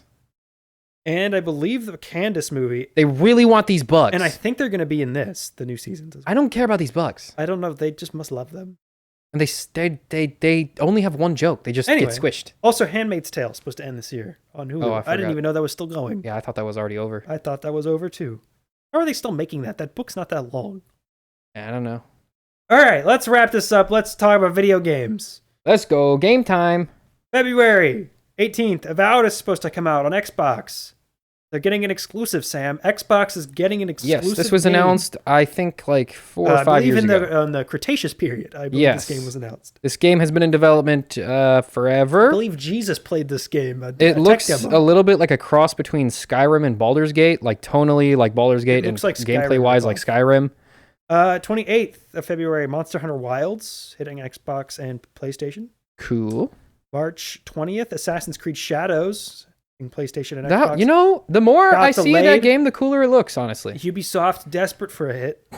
Sinking And ship. they delayed it again. They did delay it to finish it, probably, maybe. Dude, if things are really bad at Ubisoft. When Ubisoft needs to finish a game. Yeah, if they're actually trying to finish a game. Before they release it. They don't do that. Ubisoft's going to go bankrupt by the end of the year. That's one of my 2025. If this game doesn't do well, yeah, 100%. I think they're going to go under whether or not this game does well. Because I think even if this game does well, it won't do well enough. It won't do well enough to save them. Because they definitely spent like $400 million on this thing. Who owns Ubisoft? Does Ubisoft own Ubisoft? I think they were independent. Microsoft will buy them. If they go independent, Microsoft will eat them because they already ate Activision. They eat everything. Fatal Fury, supposed to be a new Fatal Fury game. I forgot they announced that. And a new Turok game. Yes, and then the following games are supposed to release at some point. Borderlands 4. Yay. Death Stranding 2. Yay. On the Beach. Oh. Elden Ring Night Rain. That looks really cool. Fable. New Fable game for Xbox. I'm told That's Fables are good exclusives. games. That is 2 Xbox exclusives in one. Xbox, Which is more than they've had in the past. In 2020, years. It was either 2020 or 2021. Xbox announced 40 games, and then have released 3 of them. Mm-hmm. So we're actually finally starting to get some of the games they announced 10 years ago. Ghost of Yotei. Yotei. Sorry, I don't know. Yotei. I don't know how to read. Which is the Ghost of Tsushima sequel. Which takes place, I think, 100 years later, something like that. Hollow Knight Silk Song. Maybe. That's not going to come out. Probably not going to come out. Not going to come out. Delayed every year for the past 10 years. It just isn't. It doesn't exist. Yeah. Metroid Prime 4 Beyond. Yeah. Figures that's good. Looking forward to that for Nintendo Switch. Pokemon Legends ZA. I know you're looking forward to that one, Sam. I'll play it. And then hopefully I'll play it on the Switch too. The second highest selling video game of all time, Grand Theft Auto 6, will come out in summer of 2020. Second highest. Minecraft is going to be, I guess Tetris is number 2. Number 3 will be Grand Theft Auto 6. That game is going to sell 30 million units in a week. I'm just calling That might be the first Grand Theft Auto game That will be the I reason buy. most people buy an Xbox and PlayStation 5. For this year, yeah. Will be, just in general. Well, no, because that would mean they have to beat the current sales they've already done. They'd have to double their current sales. I didn't say double. I'm just going to, what do you mean? If that was the main reason why people bought Xboxes and PS5s in general. I think all of the kids who are playing Grand Theft Auto 5 on their Xbox One are now going to have to go buy an Xbox Series X to go play the new Grand Theft Auto. Oh, so yeah, that's what I'm saying. This year, yes. Yeah. Yeah. What do you mean? I don't know what you mean by this year, though. That'll be the main reason why, because people already bought consoles. I'm saying, in order for it to be not that many. In order for it to be the main reason why people buy them in general, they'd have to do more than the current amount of sales they've already done. I think they are going to do more. You think they're going to sell more Xboxes than they have already, or PS5? Series consoles? Yeah. I don't think so. They've sold 20 million. Yeah, I know, but I don't think people are going to upgrade for this. That's insanely low. I think people That's 7 million more than the Wii U. I think people will just buy PS5s. I think they are, but it's still not even half, I think, of what the PlayStation 4 is sold. And it's just yeah. Anyway, that is most of the major games, TV shows, movies in 2025. There'll be more than that, and they will move. But that is all we have for now. Especially games. Especially Nintendo games. Because Nintendo is supposed to do a console this year at some point. And there is a breaking story, sort of, from earlier today. But so breaking as of today. The Switch reveal is all but confirmed to be happening. Heavily rumored for this week. This Thursday, January 17th. We're going to try to do a live watch along. I don't know. No. It would depend on how that'll work. Maybe. I'm going to try. Okay. But if we don't know, because they haven't said anything, Nintendo hasn't said anything themselves, it would be weird to announce a game reveal presentation 2 days before, which makes me think it'll just be a trailer on. Yeah, I think they're gonna drop a random video. But I feel like because it's already scheduled on their account. I also feel like because the Switch reveal was a random YouTube video. It was a random YouTube video, but it was a new concept. The whole concept was new. Yeah, but they still just dropped a random video. And the Switch reveal video was look at all the things it does. Look at all the things it does. Right. Switch 2 is gonna do all the same stuff as the first Switch. So I don't know if that warrants an entire reveal trailer. I feel like you just do a presentation, because the main thing people want out of the Switch 2 is, I think a presentation is more than Switch 2. All we want to know are the specs and the games that are coming this year. Yeah, those will both be in the trailer. When are we getting to 3D Mario? It'll be in the trailer. When are we getting to Mario Kart? It'll be in the trailer. When are we getting Donkey Kong? That's coming out on this week. I want a new Donkey. That's never gonna happen. Getting No, Pikmin 4 just came out. That's what I'm saying. The other thing about the Switch 2 is I don't know what games it will have immediately. It will not be Red Dead Redemption 2 anytime soon. Maybe no Zelda. It'll have Red Dead. It'll have Pokemon ZA. It'll have Mario 3D Mario. See, I don't know. It'll have Mario Kart 9. I think Pokemon and Metroid might be. It'll have Metroid, and it'll have whatever the other Pokemon 3D Mario game will is. be the big one, and 3D Mario is going to come out this holiday. 100%. They're not going to waste that, because they have to sell system that title. Yes. But like we're years away from the new Zelda, probably 7 years away from. Splatoon 4 is probably a ways away. An open world Pokemon game can carry the ways away. Who Pokemon knows? can carry it for a couple months. We don't know if there's going to be another Smash Bros. Game. They're already. Well, there will it. be. We don't know what it'll look like if Sakurai is going to come back. He's already came back. We don't know that. He said he's working on it already. Never said that a single time. He has said that. Never said that. That would have been a news story. It was a news story. It was not. Okay. New Donkey Kong. Who knows? I mean, what else? Kirby. There's probably gonna be a new Kirby game this year. Oh, you know what? We'll get Smash Ultimate Deluxe. See, I think it's gonna be backwards compatible. So I don't know if they're gonna be able to rely on ports as much as they did with the first Switch. No, but they can have $20 enhanced editions that like make the graphics better and like add new stuff. It'll be like DLC, but it'll make the game nicer to play. I mean, I could see them doing that, but I feel like it'd be really hard to sell. I don't think it would. You really okay. I already paid $60 for Smash Bros. Ultimate. Right.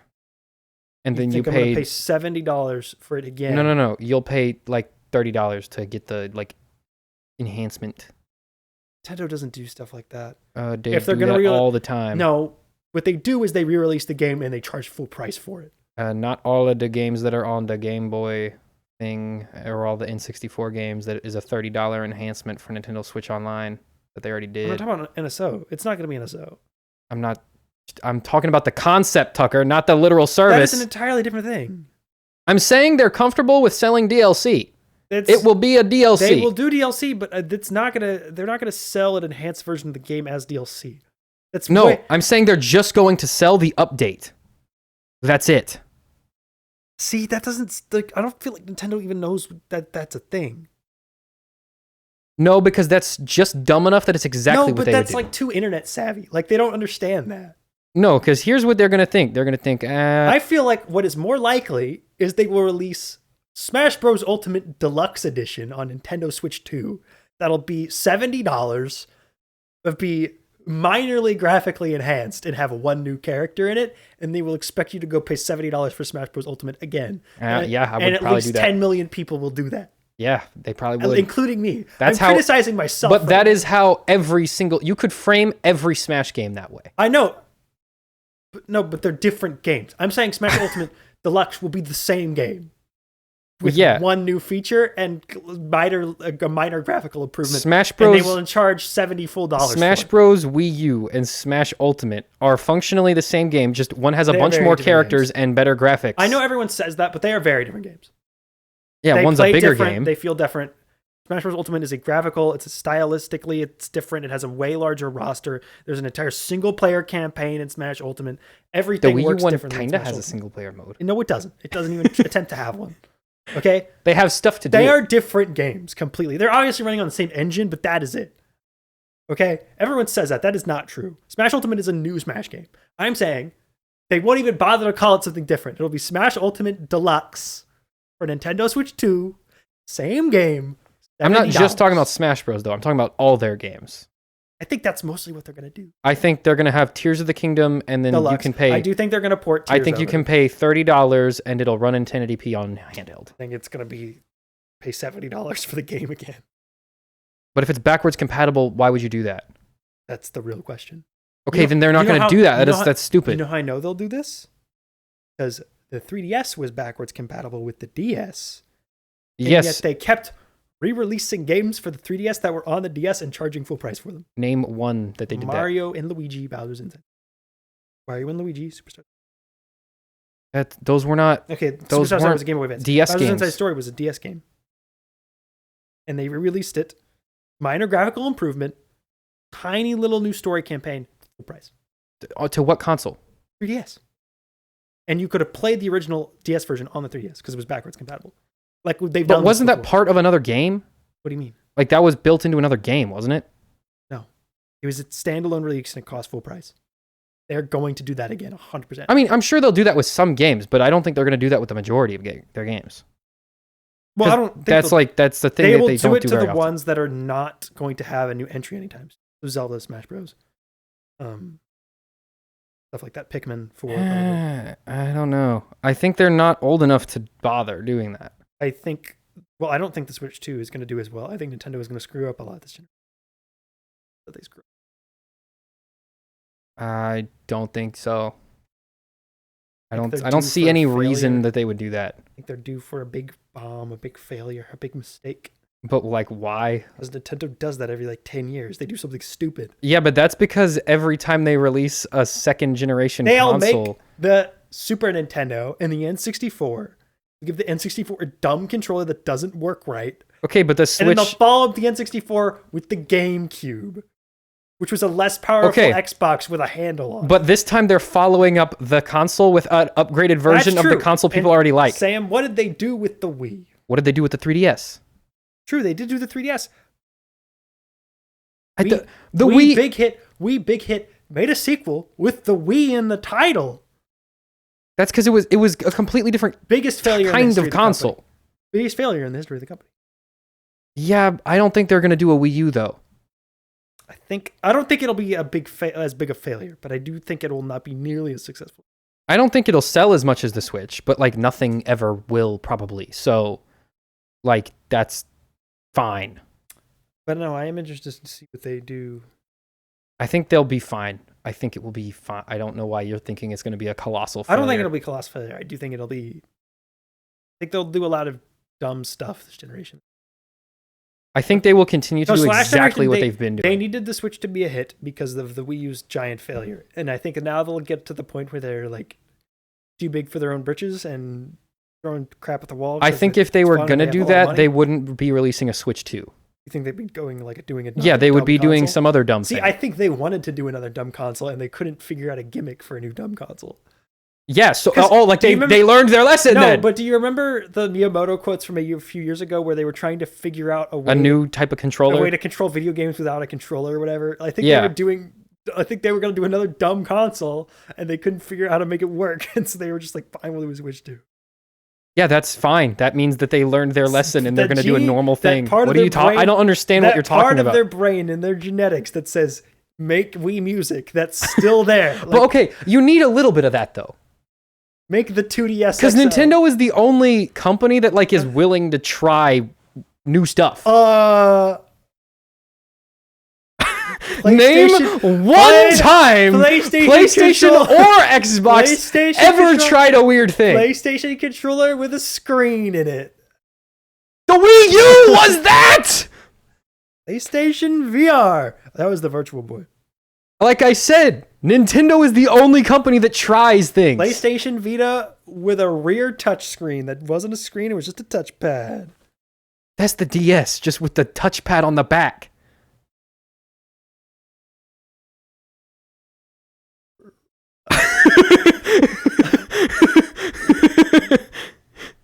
Clank for PS2. That's a game! Nintendo makes games! Xbox Connect. That was just a poor attempt to copy the Wiimote. Connectimals. That's just Nintendogs! You want Nintendo to have a little bit of that like brain parasite that makes them do course. weird stuff. That makes them do stupid But things that make no you sense. don't want the brain parasite to take over, which is why I think the Switch 2 is primed to be perfect. Because they're not venturing too far off, but one of the controllers is a mouse for some reason. So the brain parasite is still there. Honestly, I don't Because even why hate that. would they do that? I don't even hate that. I think that's kind of cool. I mean, I they think stole that'd it from be kinda Lenovo, cool. technically, but like, who cares? That would be cool for first-person shooters, would it not? Exactly. If it works, it'll probably not work very well. It'll probably work well enough for their first party games. The gyro games. and the Joy-Con doesn't work great. So. It works a lot better than the Wii one does. No, it doesn't. Have you ever? When was the last time you used a Wiimote? Have you tried to play Mario Galaxy on the Nintendo Switch? No, because I don't have Mario Galaxy. Trust me, buddy, it does not work that great. Trust me, it didn't work great on the Wii either. Yeah, but it was more because you had a sensor bar, so it was more consistent. They had to create a whole little thing that you plug into the Switch gyro pointer needs to be refocused. Anyway, that's everything. That's all I have for this week for the show. It's already gone on in a godly amount of time. It has 2 USB-C ports. On the dock or on the console? On the console. What are you supposed to do with the second one? That's where the brain parasite comes Remember in. the Wii U gamepad had that weird port at the bottom and no one knew never how to do used it for did anything? I think it just charged it, didn't it? No. When they announced the Wii U gamepad, they were like, and there's this port on the bottom that someone could use at some point. Well, I mean, it's the same as the IR sensor on the... At least they used that for 1-2 Switch. I think a total of 11 games. Hey, well, you know what? 1, 2, 3, 4, everybody Switch, whatever that game was called, probably used it, so... Yeah, no, I think remember it was either Scott the Woz or Beat 'em Ups, but one of them made a video where they reviewed every game that used it. It's literally like 11 games. That sounds like something Scott the Woz would do. But yeah, I think that's it for the stuff that's coming out next year. I'm gonna cut out the Scott the Woz talk. Wii U. All right, we will see you next week. Alrighty, bye bye.